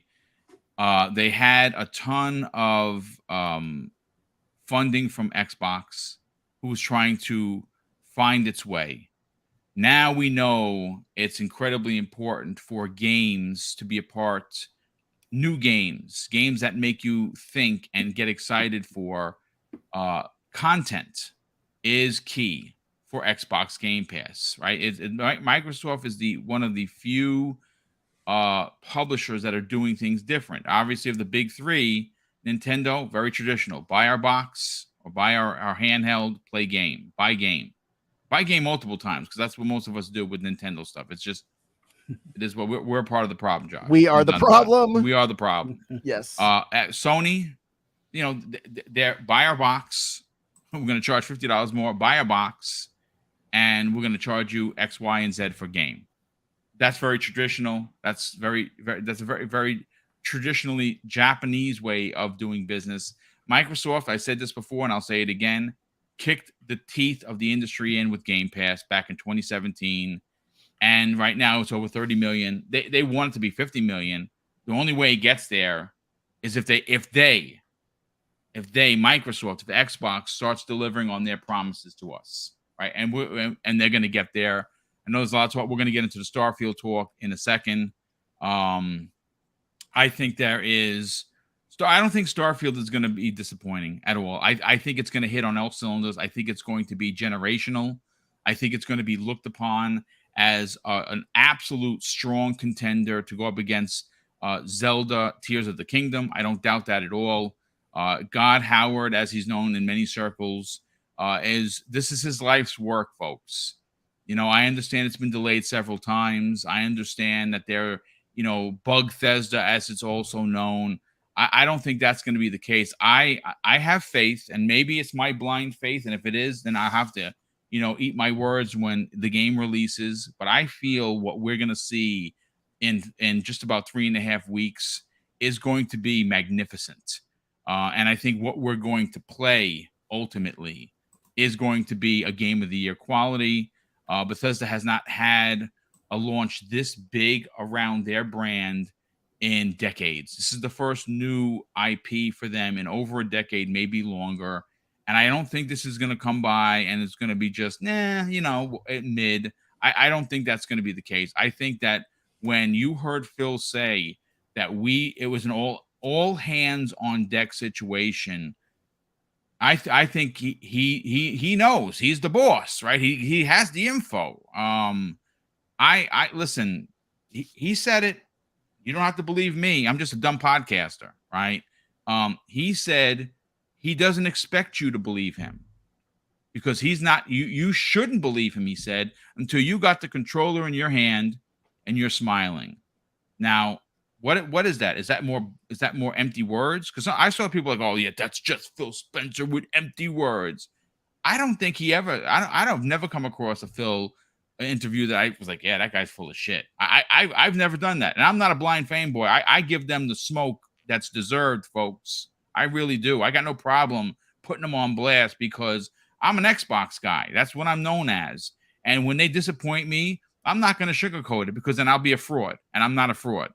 But bringing Itagaki and his new studio back and giving them time. See, that's what it comes down to. And I think the more studios that Microsoft acquires, and that's why ABK there are so many angles to this thing, folks, that I can have a 5-hour show and not hit all of them. Obviously everyone is so freaking data driven with the Call of Duty. Oh, Call of Duty. Yes, it is important. But it's the studios, 8 of them, by the way, that are stuck in the salt mines of Call of Duty for years now. If they get acquired by Microsoft, are going to be allowed to do projects that they were told You can't do that now because Call of Duty has to come out every year because it's our money maker. You give Microsoft 30, 35, 40 studios, Josh, and you say to those studios, look, we got 60 games in development from these 40 studios. If you feel that it's not ready, you let us know. You call us in. Phil, this is where Phil's going to have to really get some help, because I don't know if, Matt Booty is overwhelmed. 23 studios, one man. There's some issues here, folks. There's some issues in Xbox Game Studios, and Phil can't fly to here, there, and everywhere. He has to trust the people he has in place as his leaders to make leadership calls. Redfall is a perfect example of someone failing. Now, I don't know who that is. Is it Arcane? Is it Arcane Austin? Well, they made the game, so yeah, I suppose. Is it the producer, the guy that basically put Xbox on blast, where he said, "Oh yeah, that was a PlayStation version of this," and they told us kill it, right? I would have fired that guy. I'm going to be honest. I would have fired his ass immediately, because you're speaking out of turn. You are the producer of this game for this studio, but you do not speak for Microsoft. You do not speak for Xbox. I personally would have fired him. I'd have been like, you know what? When this game is done, you're out. And maybe that's still going to happen. And I'm still annoyed by that he willingly gave IGN all of this ammunition. Why would you do that during a $70 billion deal? Just straight up dumb. I'm sorry. And who's to blame? Is it Pete Hines? I mean, if there's any blame to be laid upon, it's Hines. He's running Bethesda, and I love Pete Hines. He's a good dude. I don't know him personally, but he's as sharp as a tack. So, someone failed. This can't happen. So if my whole point, I'm sorry I'm long-winded because sometimes I go on these tangents. You get Itagaki's studio to be a part of XGS. It gives you an angle that they're trying to get in the Eastern region. You give him resources, you trust him, and you allow him to make the game he wants to make with the amount of backing he's going to need. I still think he's got something special up his sleeve, Josh. I think so too. There's definitely the chance. There's no question. And I mean, the thing is, Team Ninja, like when he left Ninja Gaiden 3, trash. Was horrible. How about the one before that where it was an anime style where you fought zombies? You remember that one? I don't even remember. I just remember two, and I remember the one on DS, and they were both good. And I don't remember the zombie one. But I think, again, like if he's given the chance to thrive, I think he can put out something amazing. It's just given that opportunity is what he needs. And what I think that opportunity comes with, like what you were saying, like at the end of the day, if Xbox really wants to move subscriptions to Game Pass, then if they can't get their first party games out the way they need to in a timely manner, they still need to delay those, but they've got to land the third party deals. We need more. I just downloaded MLB The Show because I'm going to be playing Home Run Derby with my dad over this week. That's awesome, dude. We have the same timeshare, but Xbox needs more deals like that. That's a big one. That was a big win. And so, but I mean, I say that, but then there's almost like a caveat of like, what, like we've got Elden Ring from a couple years back that was a fantastic, maybe Hogwarts, maybe that would have been one that they really pushed to try to get on Game Pass as well. Like, well, I mean, look, I'm glad you brought that up because I've been saying that they've marketed quite a few games. Hogwarts was snatched up immediately by Sony, and it was to great succession, because if you look at how many copies were sold on the PlayStation 5 and how many people bought a PlayStation 5 for what was perceived by many as an actual PlayStation exclusive, that's the power of marketing, brother. Right. No question there. And it's, as I'm saying it though, like, have there been it feels like there's a lull in gaming overall, like whether it be third party, first party, everything seems a little bit like, it just doesn't seem like there's a lot of hype about anything. And it seems like the what's also killing the hype is these games dropping that are just leaving people disappointed. And so, I'm just a dude that talks into a microphone, right? I don't have all the answers, but I know that if Xbox wants Game Pass deals, they've got to they have to start getting some heavy hitters in the third party, even maybe second party department, while the first party is building up. If Starfield drops as a massive hit, it's gonna move the needle, brother. It's gonna get people talking about the box. Yeah, I understand you could play it on PC, but and obviously there's going to be an amazing modding community, as we know with Bethesda. There usually is, but people are not going to be talking about the PC version. People are going to be talking about, holy cow, did you see this Han Solo like simulator on Xbox? And people are gonna they're going to go. I don't know. And Phil said it, and I agree. I don't think, and maybe there are people that will sell their box because the other box is doing something better. Maybe that in fact is the case, because it's expensive. It's an expensive hobby, folks. And I still don't buy everything because there's my pension is great, but it has limitations. So listen, John, let me bring in Fuzzy. Fuzzy, this is one of those shows that may not get a lot of views, and that's fine. I think the conversations that we have had already today have been phenomenal. I think the chat has been nothing short. We got 403 people in here right now that are super fired up, super passionate, and I just want to say I'm so glad you guys are here hanging with us. Yeah, thank you. I appreciate that. And again, I know the panel's a little light because obviously, this is one of those weeks where my panels have just, some of them have been stellar, like the one we had, like the preemptive strike on Wednesday afternoon at 1, where I sat down with King David. I sat down with Post Up. Who else was a part of that show? My God, I'm such an old man. Steel Rain joined us as well.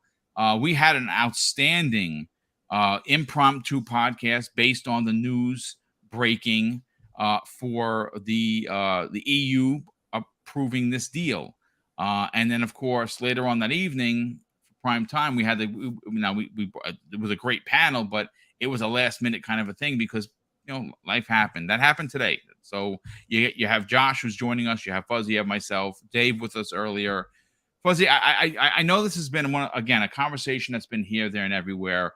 Itagaki potentially his new studio joining, and again, this is just rumors, joining not specifically XGS, but more so Zenimax is looking to pick up his studio.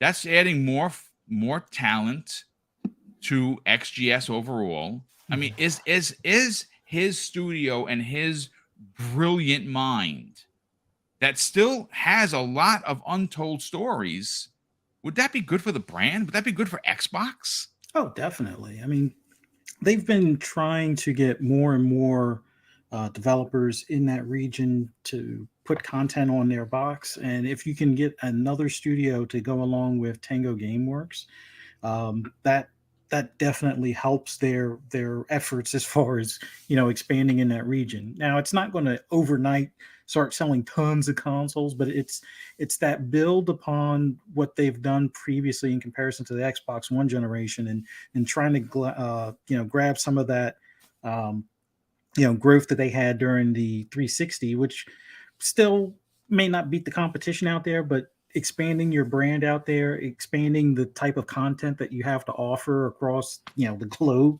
I think is a step in the right direction. And if he's willing, and I'm pretty sure they have the pockets to be able to come to some sort of agreement, I think Microsoft and Xbox in general will benefit from it. not just from, that region specifically, but just having a variety of things. Like you want to have, with the way Game Pass is structured, you want to have as much content at the ready as you can. So then that way, let it be more of a internal problem of trying to figure out, okay, what 4 games do we release this year? We have 8 ready, but do we release all 8, or do we just release 4, or how do we space these out?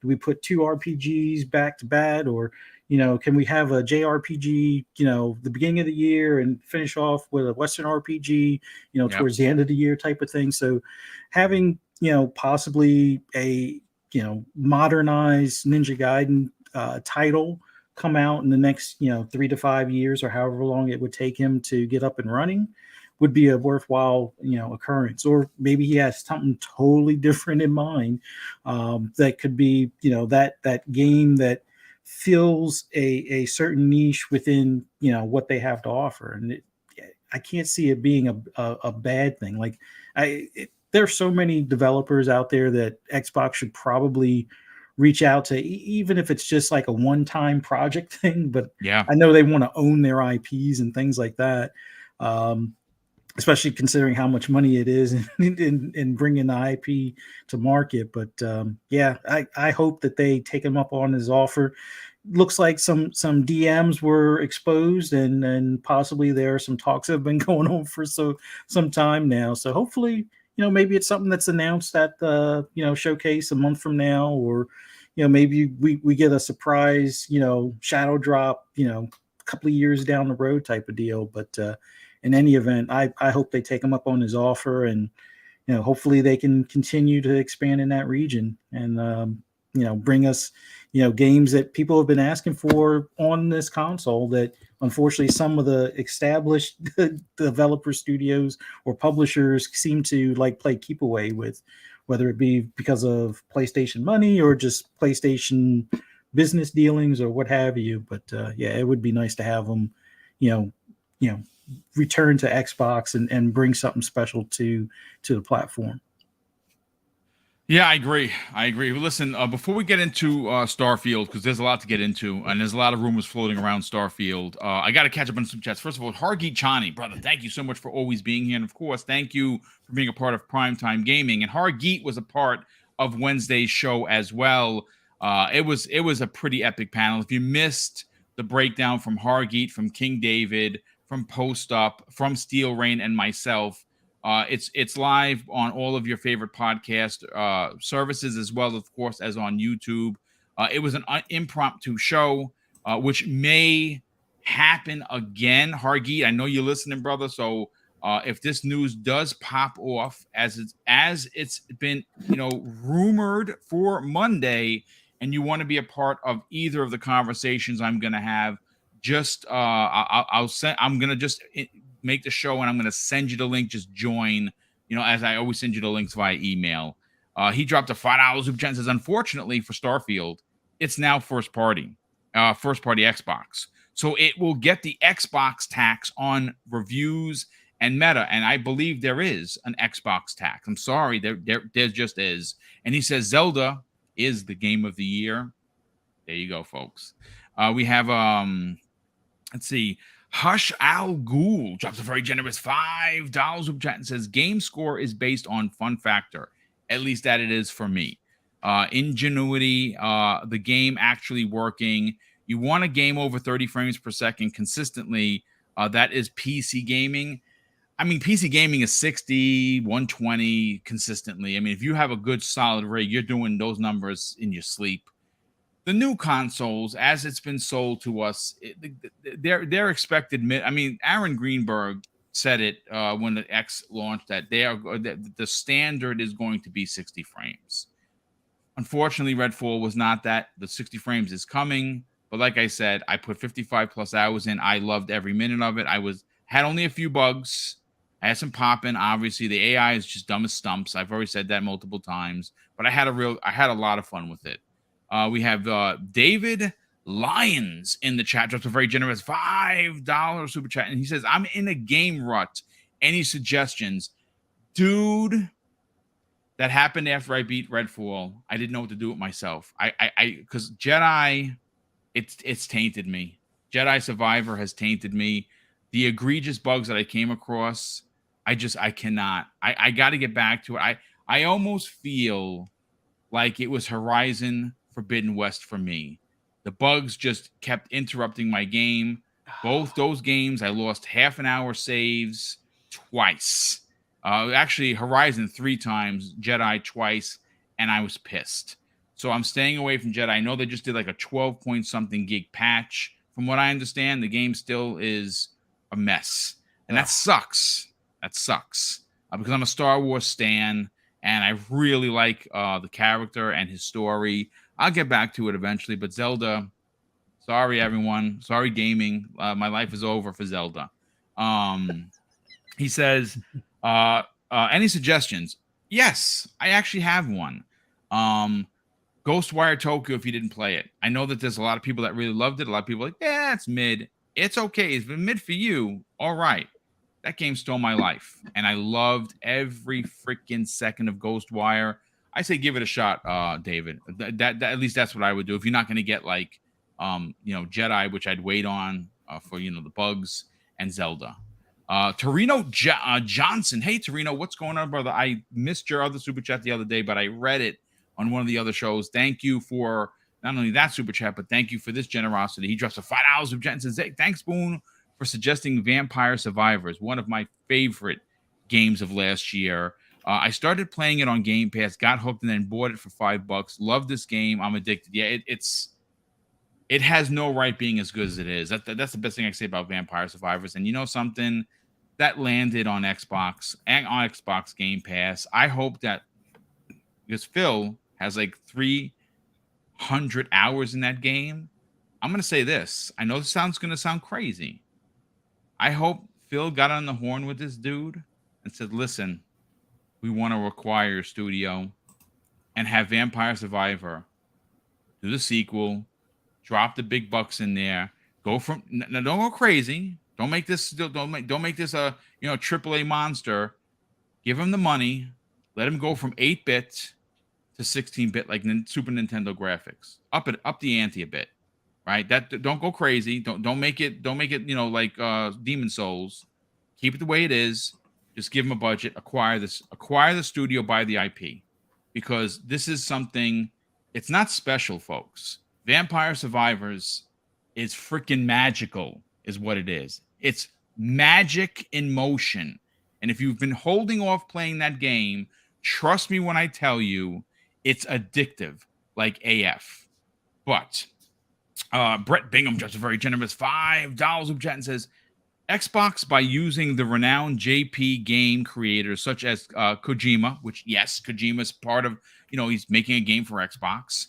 Itagaki, Miyazaki, who unfortunately, he left Tango Gameworks, which is, he wanted to retire. It's fine. Etc. To increase their presence in Japan, they have a cult following. Yes, they do. I would love. Folks, I'm old, yeah, but I really have a keen eye for social media, especially Twitter. It's where I live, and the amount of Japanese players that are now have been for the last couple of years putting up. I just got my Series X, got my Series S. I'm loving it. Game Pass, it's actual thing. I mean, are they gonna outduel Nintendo or Sony in Japan? Probably not. But using and having these famous developer, directors, publishers that used to be a part of different studios now working with Xbox, it's going to be a big thing. Drawn TJ drops an additional $2 super chat and says, you guys should talk about the EU. Yeah, there's going to be a lot of podcasts that are. Obviously, I want to talk about Starfield. We're probably going to. I'm saving it, TJ, because the EU conversation is going to happen on Monday if it gets approved. The UK situation with the Prime Minister is going to then, of course, we're going to segue into that, because the Prime Minister already said publicly that he's going to meet with Microsoft, probably Brad Smith, and discuss the ABK situation. And the ABK situation You've heard other people say this. And have you heard Hargeet Chani actually say this? It's so more important than the stupid Call of Duty that everyone keeps attaching it to. The ramifications of this block are basically telling Microsoft that if they ever want to acquire anything moving forward, they're going to be cock-blocked, pause, by the UK, and Sony is going to be allowed to run unchecked as they have, and that's a problem. That is definitely a problem. Brett Bingham drops an additional $5 super chat and says, "Did you see the latest statements from the PM, the Prime Minister? A statement says that they are going to steer the DMA to be more friendly UK businesses." Yeah. Listen, here's the thing. You can call it whatever you want. You can call it steering. You can call it demanding. You can call it behind closed doors. Listen, you're going to fix this. Otherwise, we're going to start replacing people because you're killing us. The UK is dying on a vine with innovation because nobody wants to invest there. I wouldn't invest there. And the bottom line, and I said this before and I'll say it again live on the air right now, no one has beaten the CMA until somebody beats the CMA. And I believe that is going to be Microsoft and this ABK deal. It's going to take longer. Sure, we're talking about it still, and I'm sick of it. But it's a conversation that we're going to continue to have as long as there's a conversation to be had. But it's 20 minutes left, 22 minutes left of the show. I got to talk Starfield, folks. I feel, Josh, this is a generational game. And I say that because the importance of this game hitting has now, it's 30-fold. It was 10-fold initially. It's like 100-fold now because of what happened with Redfall. And unfortunately, as you saw, Phil, that interview, I mean, I give him credit for doing the interview and not canceling, but that Phil was out of sorts. And that's why he said what he said about, hey, listen, if we just make great games, it's not going to change. And everyone ran with it. It's like, Phil, you see, I knew it. You're throwing in the white flag. That's not what he meant. I knew what he meant. Paris knew what he meant. Snowbike Mike knew what he meant. I always forget the third guy's name. For the love of Joe. Gary Witter. Gary, I love you, brother, but for some reason, I always forget your name. I just suck as a host. I'm sorry. I don't have the notes in front of me. Gary, I love you. They understood what he said. Fans of Xbox knew what he said. But now, Josh, the success of Starfield, there's a lot of eyes on this thing for a multitude of reasons. You know, again, there's a subset group, Josh, that loves when Xbox F's up and loves to see them fail. And I'm just so tired of those people. I really am. I'm not going to mention names because we don't name names here. There are certain websites that just are just salivating to write bad Xbox news. And that's why I don't check them out. I mean, did you folks see that rant from IGN's own Xbox show? I mean, that was nothing short of comical. Like Ryan McCaffrey, like I used to be a fan of that dude. And why not just make a PlayStation show at this point, dude? Like, honestly, why not just make a PlayStation show? You could be disappointed. Sure. I've given them the smoke, but that rant was just nothing short of ridiculous. Right, just ridiculous.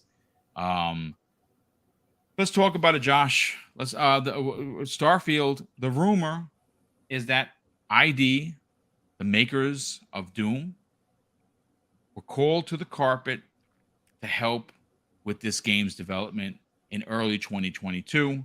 We know it got delay in 2022 from 11/11/22. It got delayed for the first, half of this year. They had to delay it again. Now, officially, it's September still.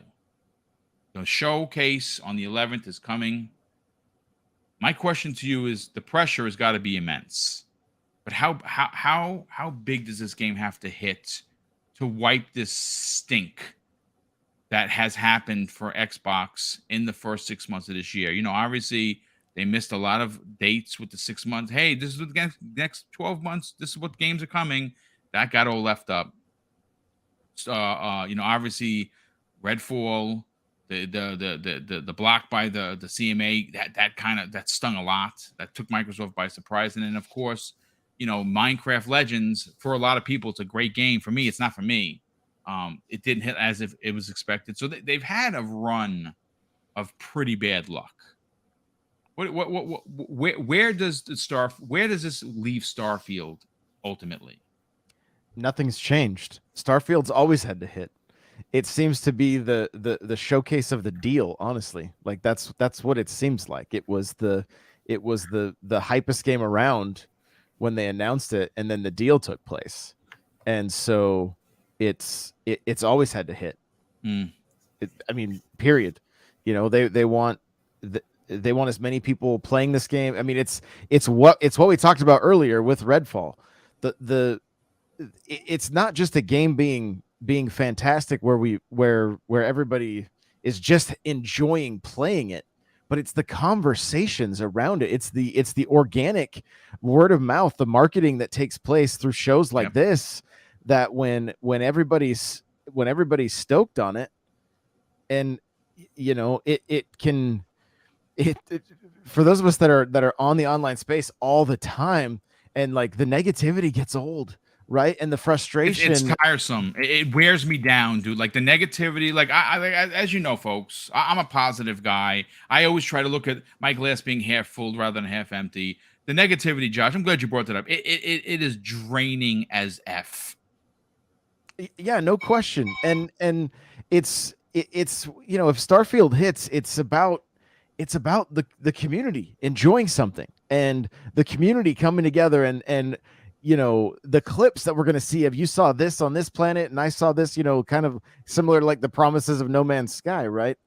The thing that gets me the most excited about the rumor with ID is the fact that we're going to get some, like, just some screaming metal every time we have to pull out a gun and start fighting stuff, right? I mean, that's what I'm assuming is going to take place with ID being involved, because they're all about that metal.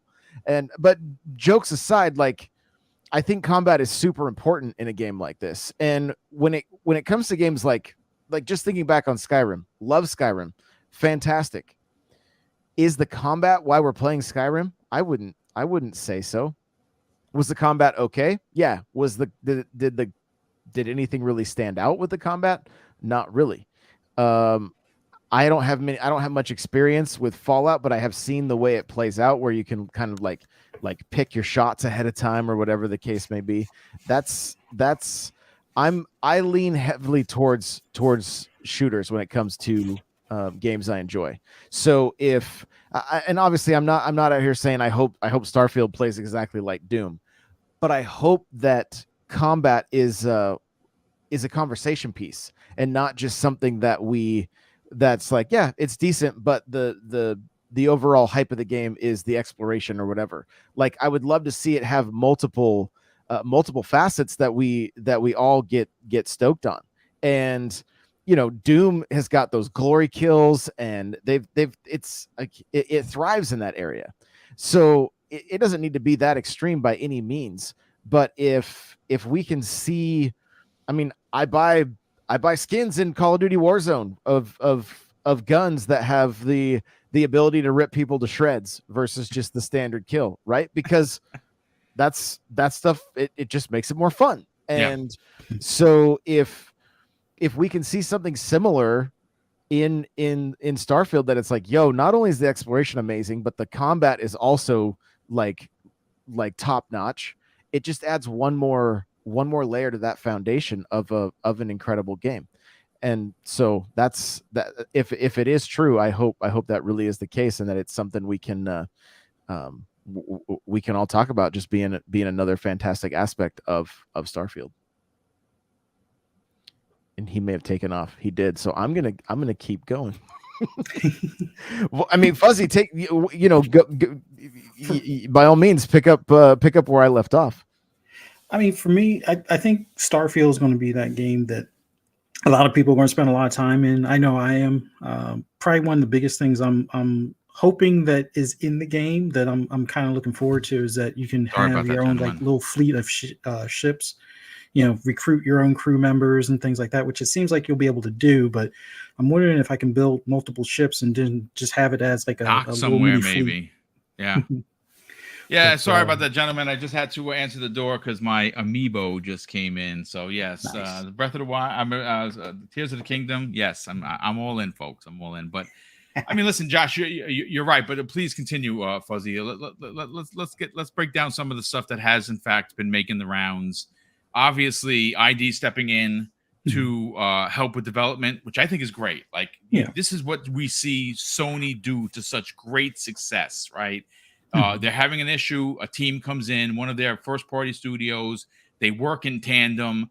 If id Software came in and fixed what was potentially broken in the mechanics, that should get you excited. I saw people trying to run with it as, I'm really even more concerned about Starfield because ID had to come in. You see those Bethesda guys. It like you said, Sony does it. A lot of publishers do it where they may have other studios work in support to kind of get some of their other products in development over the hurdle, or at least give them some advice or kind of point them in a direction where if they're trying something different. Like I know this occurred with Fable to some extent, and this occurred even with State of Decay 2 with some of the content that they've added after the fact and stuff. But I would say the big thing is the fact that it's rated mature. I know it probably sounds silly, but I think that's a big step forward, because a lot of times people are like, oh, well, Xbox doesn't have these mature adult themed games and blah, blah, blah. But that's one thing that now we know it's not going to be an issue. But when it comes to like the gunplay mechanics and things like that, I mean, a lot of people weren't necessarily fans of like Fallout 4 in comparison to Fallout 3 and things along those lines. But having id Software, come in, help with the gunplay, that at least should give people some inkling that if they weren't necessarily a fan of Fallout 4's gunplay, that this is going to be a bit different and possibly more to their liking, especially with it being involved. But there's so much to look forward to with this game that I'm looking forward to the showcase to give a deeper dive into all the mechanics that they'll discuss then. But I don't know. The doom and gloom aspects for Xbox because of one bad game, even though, yes, I know they've stepped on a few rakes along the way, it's like never ending. And it always seems like once they do something great, it's like, oh, well, the next misstep, it's like, oh, well, while these other two platforms are releasing games, they're talking about controllers. It's like, well, they just released Hi-Fi Rush. What are you talking about? kind of thing. So it's like, it no matter what, it never seems that the gaming media is going to give them the benefit of the doubt, which some of it I can understand, but some of it at some point it becomes tiring, where they're reiterating the same story and stuff like that, as opposed to, hey, you have the potential of like a Han Solo simulator or a Star Trek simulator or something to that effect within the Xbox fold. And if you're a sci-fi fan and you want something that has, let's say, somewhat more realistic graphics than a No Man's Sky, because it always gets compared to No Man's Sky for some weird reason, I would say this is the way to go, especially if you don't have a high-powered rig to run Star Citizen, which that's probably the go-to, although their update kind of broke things. I don't know if they fixed that persistent world yet, but this is going to be something that you can play on console and have a long, fulfilling this is going to be a life eater, this game, pretty much. I mean, like people are going to be talking about, oh yeah, I got 40 hours in, oh I got 60 hours in, I got 7 years in. Like, wait, what?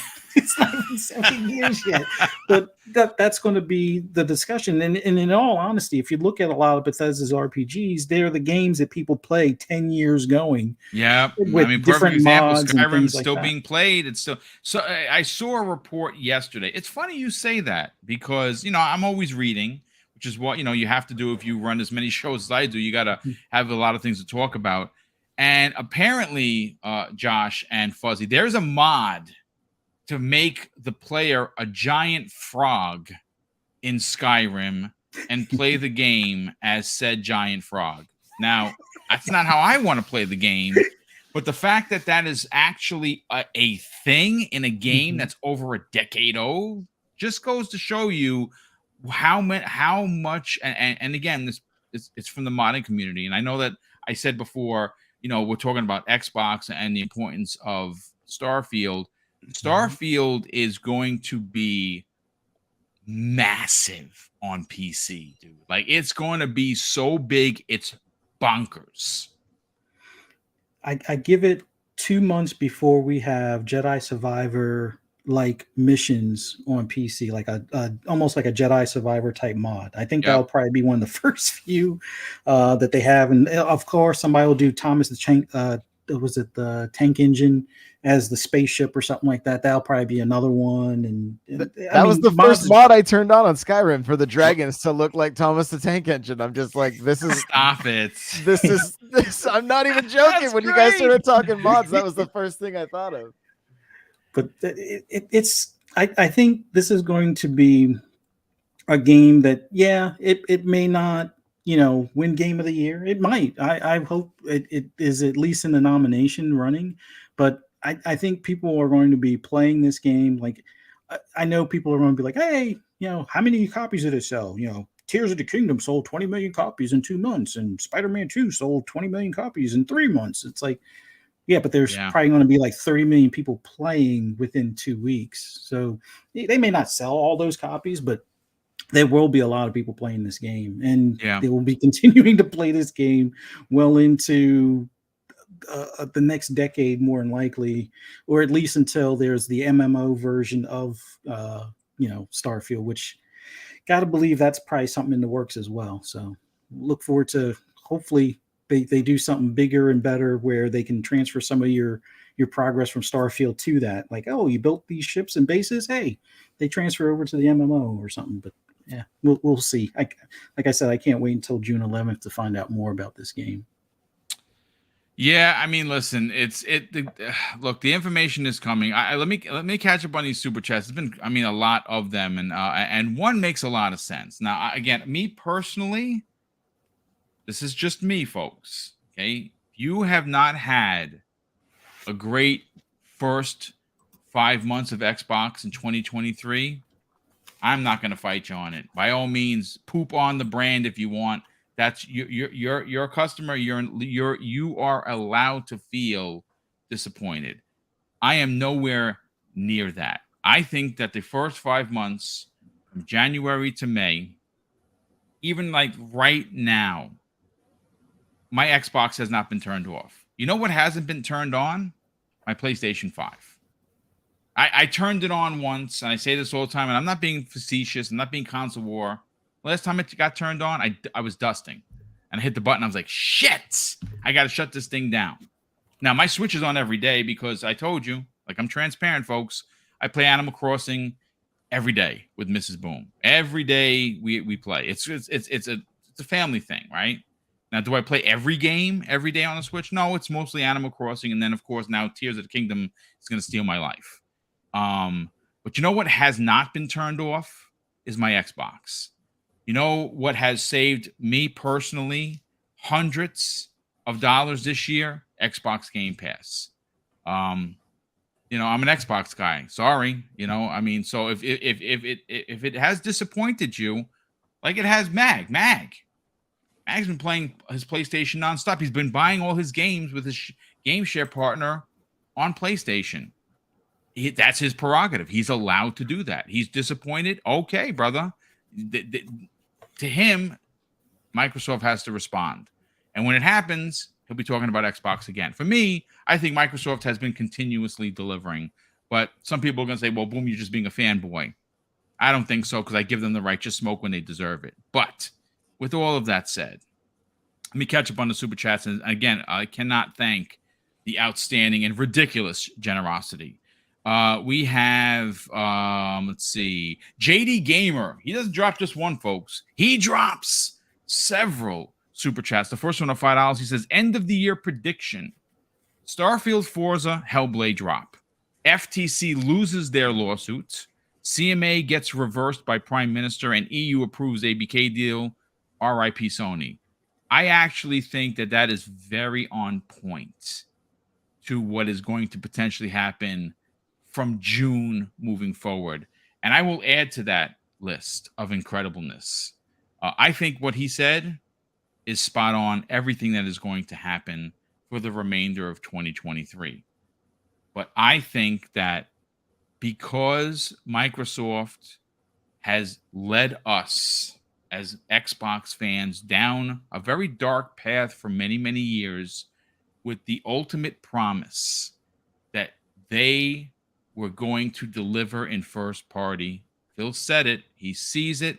The vision that they thought they could hit with one AAA game per quarter. He sees it. It's going to be delivered. I think it starts on June 11th. I think there is going to be a resurgence in the brand. I think we're going to see Hellblade. I think we're going to see Avowed. I think we're going to see State of Decay 3. I think we're going to see a bunch of things. I don't know if we're going to see Fable. That's my hope. We will see what they're going to deliver, but I have a strong opinion that they are going to show us gameplay and give us dates, especially for this year. Motorsport's going to hit in September. So Starfield hits September, Motorsport October, Hellblade November. Talk about a back-to-back-to-back win. And I've heard some things, again, I've said this before, about Hellblade. From what I heard, it's going to give God of War a run for its money. Now, you may laugh, but they have changed everything, and they have listened to fan feedback about the puzzles, about the combat, about the open world. It's Ninja Theory. Whether you have faith or you don't, I have incredible faith in Ninja Theory. I think they're going to deliver.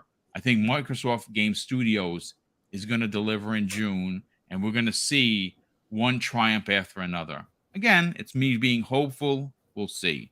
We have JD Gamer drops an additional $5 super chat and says, so banger after banger after banger, we get ABK as well. I wouldn't want to be a PlayStation fan when that happens, not because of the ABK deal, but what comes next. I mean, there's something to be said that, listen, Sony, they're doing some incredible numbers. They're selling consoles left, right, and center, but you know what they haven't had? They haven't had a big hit this year as of May. Forspoken is an abomination. It's a terrible game. And I would even dare say that it's even more terrible than Redfall by leaps and bounds for a multitude of reasons. How they treated the character, how Square treated that character was nothing short of egregious. Sorry. And I'm not going to get into the minutia of that, to talk with Kayasante, find out how disappointed he was. The characterization is egregious, and that's Square for you. So Spider-Man's going to hit. Is Final Fantasy going to hit? Now, it looks kind of dope. I'm not going to front. I'm not buying it because I don't support Square like that. But they have Spider-Man at the end of the year in September. What else do they have? Well, we're going to learn at the end of May if they're going to bring anything else, but we'll see. We have P155-3D drops a very generous $2 super chat. Says, I've been stuck on Vampire Survivor for the last 2 weeks. Yeah, dude, it's crazy addicting. JD Gamer drops an additional 2 super chats, one of $5. He says Itagaki Studio, PUBG, Level 5, Mistwalker, and Sega, maybe even Capcom, a complete Eastern Bloc takeover by Xbox. Then it really gets real. I mean, I don't think they get Sega and Capcom. The whole Capcom thing, I know people keep going to that. They're doing so well. I don't know if they would want to sell. That's the thing.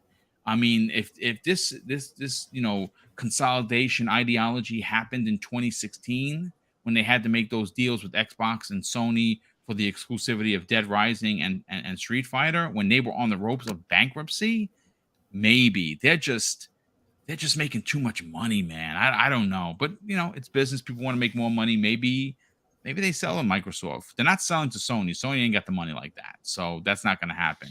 JD Gamer drops an additional $10 super chat and says, Sony, Microsoft, Sega, Capcom, Sega, maybe even Capcom. A complete Eastern Bloc takeover by Xbox. Then it really gets real. I mean, if this consolidation ideology happened in 2016 when they had to make those deals with Xbox and Sony for the exclusivity of Dead Rising and Street Fighter, when they were on the ropes of bankruptcy, maybe they're just making too much money, man. I don't know, but it's business. People want to make more money. Maybe they sell to Microsoft. They're not selling to Sony. Sony ain't got the money like that, so that's not going to happen. JD Gamer drops an additional $10 How about when Sony attempts to buy Square Enix for $6 billion, Microsoft steps in with like an unsolicited offer of $10 billion?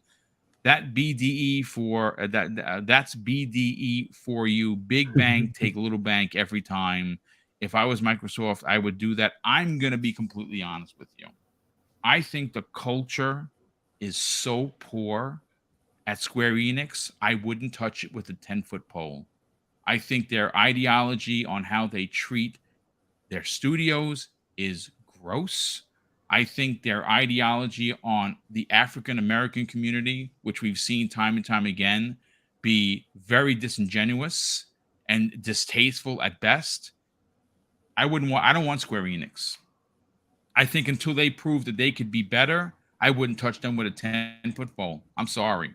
I mean, again, I speak that way because I'm a human being and I have feelings, and I get very offended when I see races, creeds, cultures, religions, sexual orientations get browbeaten or challenged because of what or who they are. I don't like that. I'm a guy that stands up for that kind of shit, and I stand up for justice. I'm sorry, and I don't like Square for that. That's why I will not buy any of their stuff. Because I'm just not going to support that kind of rhetoric. And I would not want Xbox to buy them. I know that from a console war, let's stoke the fires, and throw that in the face of Sony gamers. Now you're not getting Final Fantasy, whatever.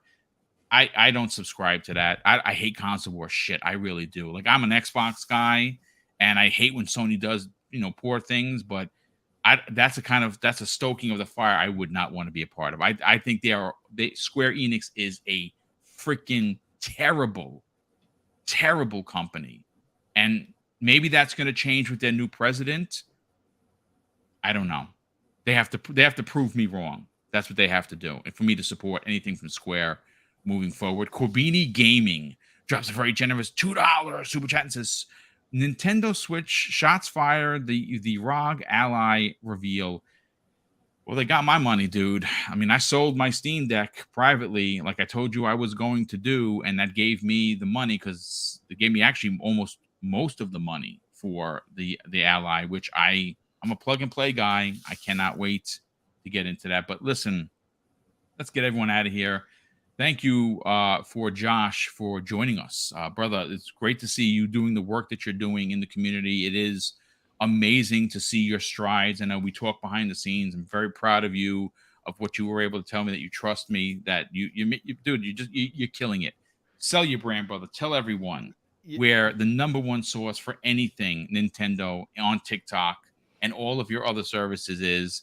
And more importantly, where can people reach out to you on social media? Yeah, it's been a wild ride, especially this week. In fact, on the 10th, I hit record numbers for my podcast daily downloads. That's awesome, dude. I love it. Love to hear it, brother. Nintendo Powercast most days is number 2 for the keyword Nintendo on Apple. And it's all because of the community. And so I'm just like literally so grateful. And like I'm doing a minimum of 2 shows a day. Wow, that's work. But I've been at it 14 years, right? Almost 15 years. So it's like you just refine your craft, and you get the work done. And so I'm just having a great time talking Nintendo, trying to be a resource for Nintendo news. That's kind of what the daily shows are. It's just a Nintendo News Minute. It takes about 15 minutes, 25 minutes, depending on how much is in the news cycle. And I'm just having a blast with it.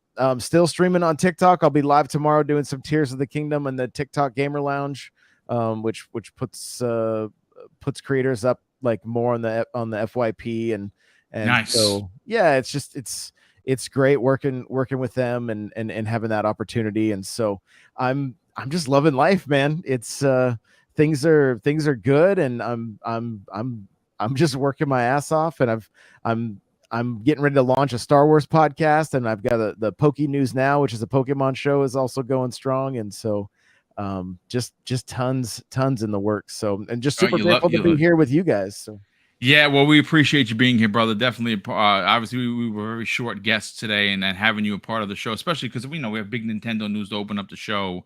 was awesome. But thank you for being here. I got up extra early for you, Boom. I was up at 4 a.m. I know so you're, I could hit the gym you're the and West then, Coast, so you're then super give you early. So time. thank you, thank you for that. I super appreciate it. And thank you for the link, because obviously now I have the trifecta. I have the console, I have the amiibo, I have the collector's edition, and I have the digital copy of Tears of the Kingdoms. Nintendo, you just keep getting it. You just keep getting me, brother. And you know what? I can't complain. I'm a Nintendo fan, folks. Sorry. Fuzzy Belvedere, brother. Sell your brand. Great, brilliant thoughts as always, which is why we're so proud and honored to have you here on Fridays. And of course, you'll be back here Monday on the Xbox Lunch Break Special with potentially some really good news. I think it's going to be a very big celebration if the EU passes as it's expected. And it's not because, the Xbox will get one. They have logic, they have numbers, they have everything on their side of why the deal should go through. There's no reason why it shouldn't go through. But hopefully the EU sees it that way, as we've seen it, as they've been rumored for over a month. So we'll know more Monday. But sell your brand, brother. Talk about the best place to find Fuzzy Belvedere and your incredible opinions, not only on this show, but other shows, and about your YouTube channel, where they can subscribe for the best place for everything and anything in the racing genre. And I know people have been making fun of my driving. I suck as a driver, folks, but that's, it runs the best in the background. So, listen, I crash a lot. Sorry.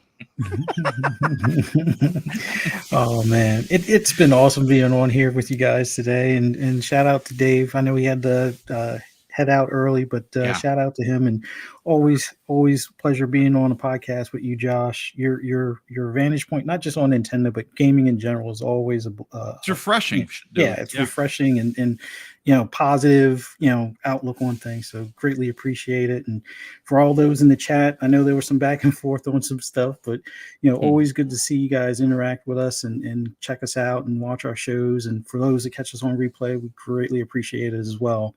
For those that like hearing my rambles or rants on anything gaming related, mainly racing games and some third-person shooters like Division, just follow me on Twitter, Fuzzy_Belvedere. You can also find me on the Xbox Ultimate later on tonight on Fun Speculations channel at 10 p.m. Eastern Standard Time tonight. And then the Shop Podcast on Saturday at 9 p.m. Eastern Standard Time tomorrow on Saturday on PTK Blam's channel. And then right back here for the Xbox Lunch Break Special at 12 noon Monday afternoon. Look forward to seeing you guys there. Yeah, and real quick, I just saw it in the DM. Sorry, Patman Jones actually sent this a few minutes, actually probably about half an hour ago. So Patman, shout out for this. He actually had a conversation with Tomonobu Itagaki where it says, where they're talking about, the Xbox Series X and Xbox specifically. And he responds to Patman and says, "Hey, Patman, are you and Phil in a relationship? If it's possible, I'd like Phil to let me know that I'm interested in joining Xbox." I mean, come on, that's freaking crazy. Now, this is from 2020, and he had another conversation with him in 2021. He put it out there that he wants to be a part of Xbox Game Studios, and it appears that he's going to be joining Zenimax, which is fantastic. And again, we'll see, obviously maybe that's one of the big announcements for their showcase that's upcoming that might have been like the cat out of the bag. But the last 3 super chats, and let me just get those real quick.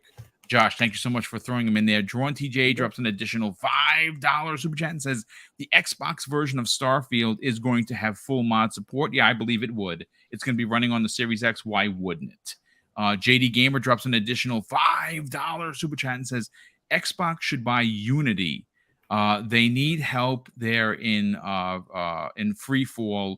Also, buy Crytek, and their megaton is to buy Epic Games. Sony would lose their ish. Yeah, Epic Games I don't know if that would ever happen. I mean, that would be regulatory nightmare. I mean, Epic makes too much money, dude. Like that's like I mean, obviously Capcom makes a fraction of what Epic Games makes, but I mean, listen, you just never know, right? You just never know these things. Oscar Wheat, Oscar, brother, thank you so much for being here, but thank you for the $5 super chat. He says Sony releasing Spider-Man Remastered, Spider-Man 2018 Remastered, is a clear sign that Spider-Man 2 is not coming out this year. I don't know, man. I just feel real confident about that. I mean, it could get pushed back. You just never know. But I kind of feel like it's lining up to sell a gazillion PlayStation 5s. And again, I said this before. If I'm Sony and I'm, they're the master of marketing, they don't need my help.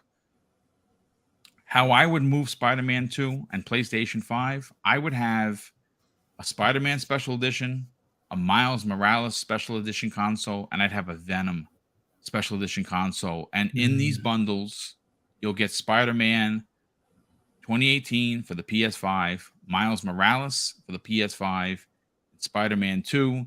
You charge $600, which is what they would have to do because obviously it's 3 games, and it'd be $599, and they'd be special edition consoles. I'm going to be honest with you. I would probably buy the Venom. They'd get my money for the special edition Venom because I'm a huge Venom stan.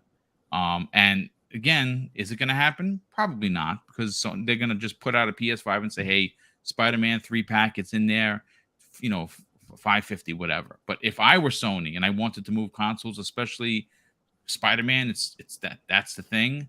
I'd have 3 different versions. I'd have a Miles, a Spider-Man, and a Venom one. But listen, folks, that's going to do it. We went a little bit over. I was hoping to get out of here in 2 hours because I don't want to hold up Josh and Fuzzy, but it's a conversational podcast. Sometimes we go on tangents. It's what we do. Hopefully you enjoyed it enough to hit the like button. We had over 400 people here for a Friday morning. That's awesome. And again, I'm going to let you know right now, keep an eye on my social media and Double Barrel Gaming, because Monday's show is expected to be monstrous. And if that announcement from the EU does drop prior to the show, I'm probably going to jump on and talk a bit about it. And that'll be just a bonus episode for Monday. And of course, again, if you're not subscribed to Double Barrel Gaming, what are you waiting for? We do this 5 days a week. And sometimes we have 6 and even sometimes 7 shows in a week. We had 6 shows this week, and it's all good content. At least I believe it's good content. A big shout out to all the super chats. There's been a ton of them. I cannot thank you enough. Of course, for Web Dave, Fuzzy Belvedere, and of course, N64 Josh. I'm Mr. BoomStick XL. This is Double Barrel Gaming, and I'm going to say, on our way out the door, hopefully this is something that will eventually be important to you, because it's certainly important to me. And it's something that my dad taught me when we were kids, and he would say, "Craig, treat others how you want to be treated." And also, it doesn't cost anything to be nice. You live by those rules, son. I can guarantee you're going to have an awesome day. So take care, everyone, and we'll see you next week on the newest episode of Breakfast with Boom.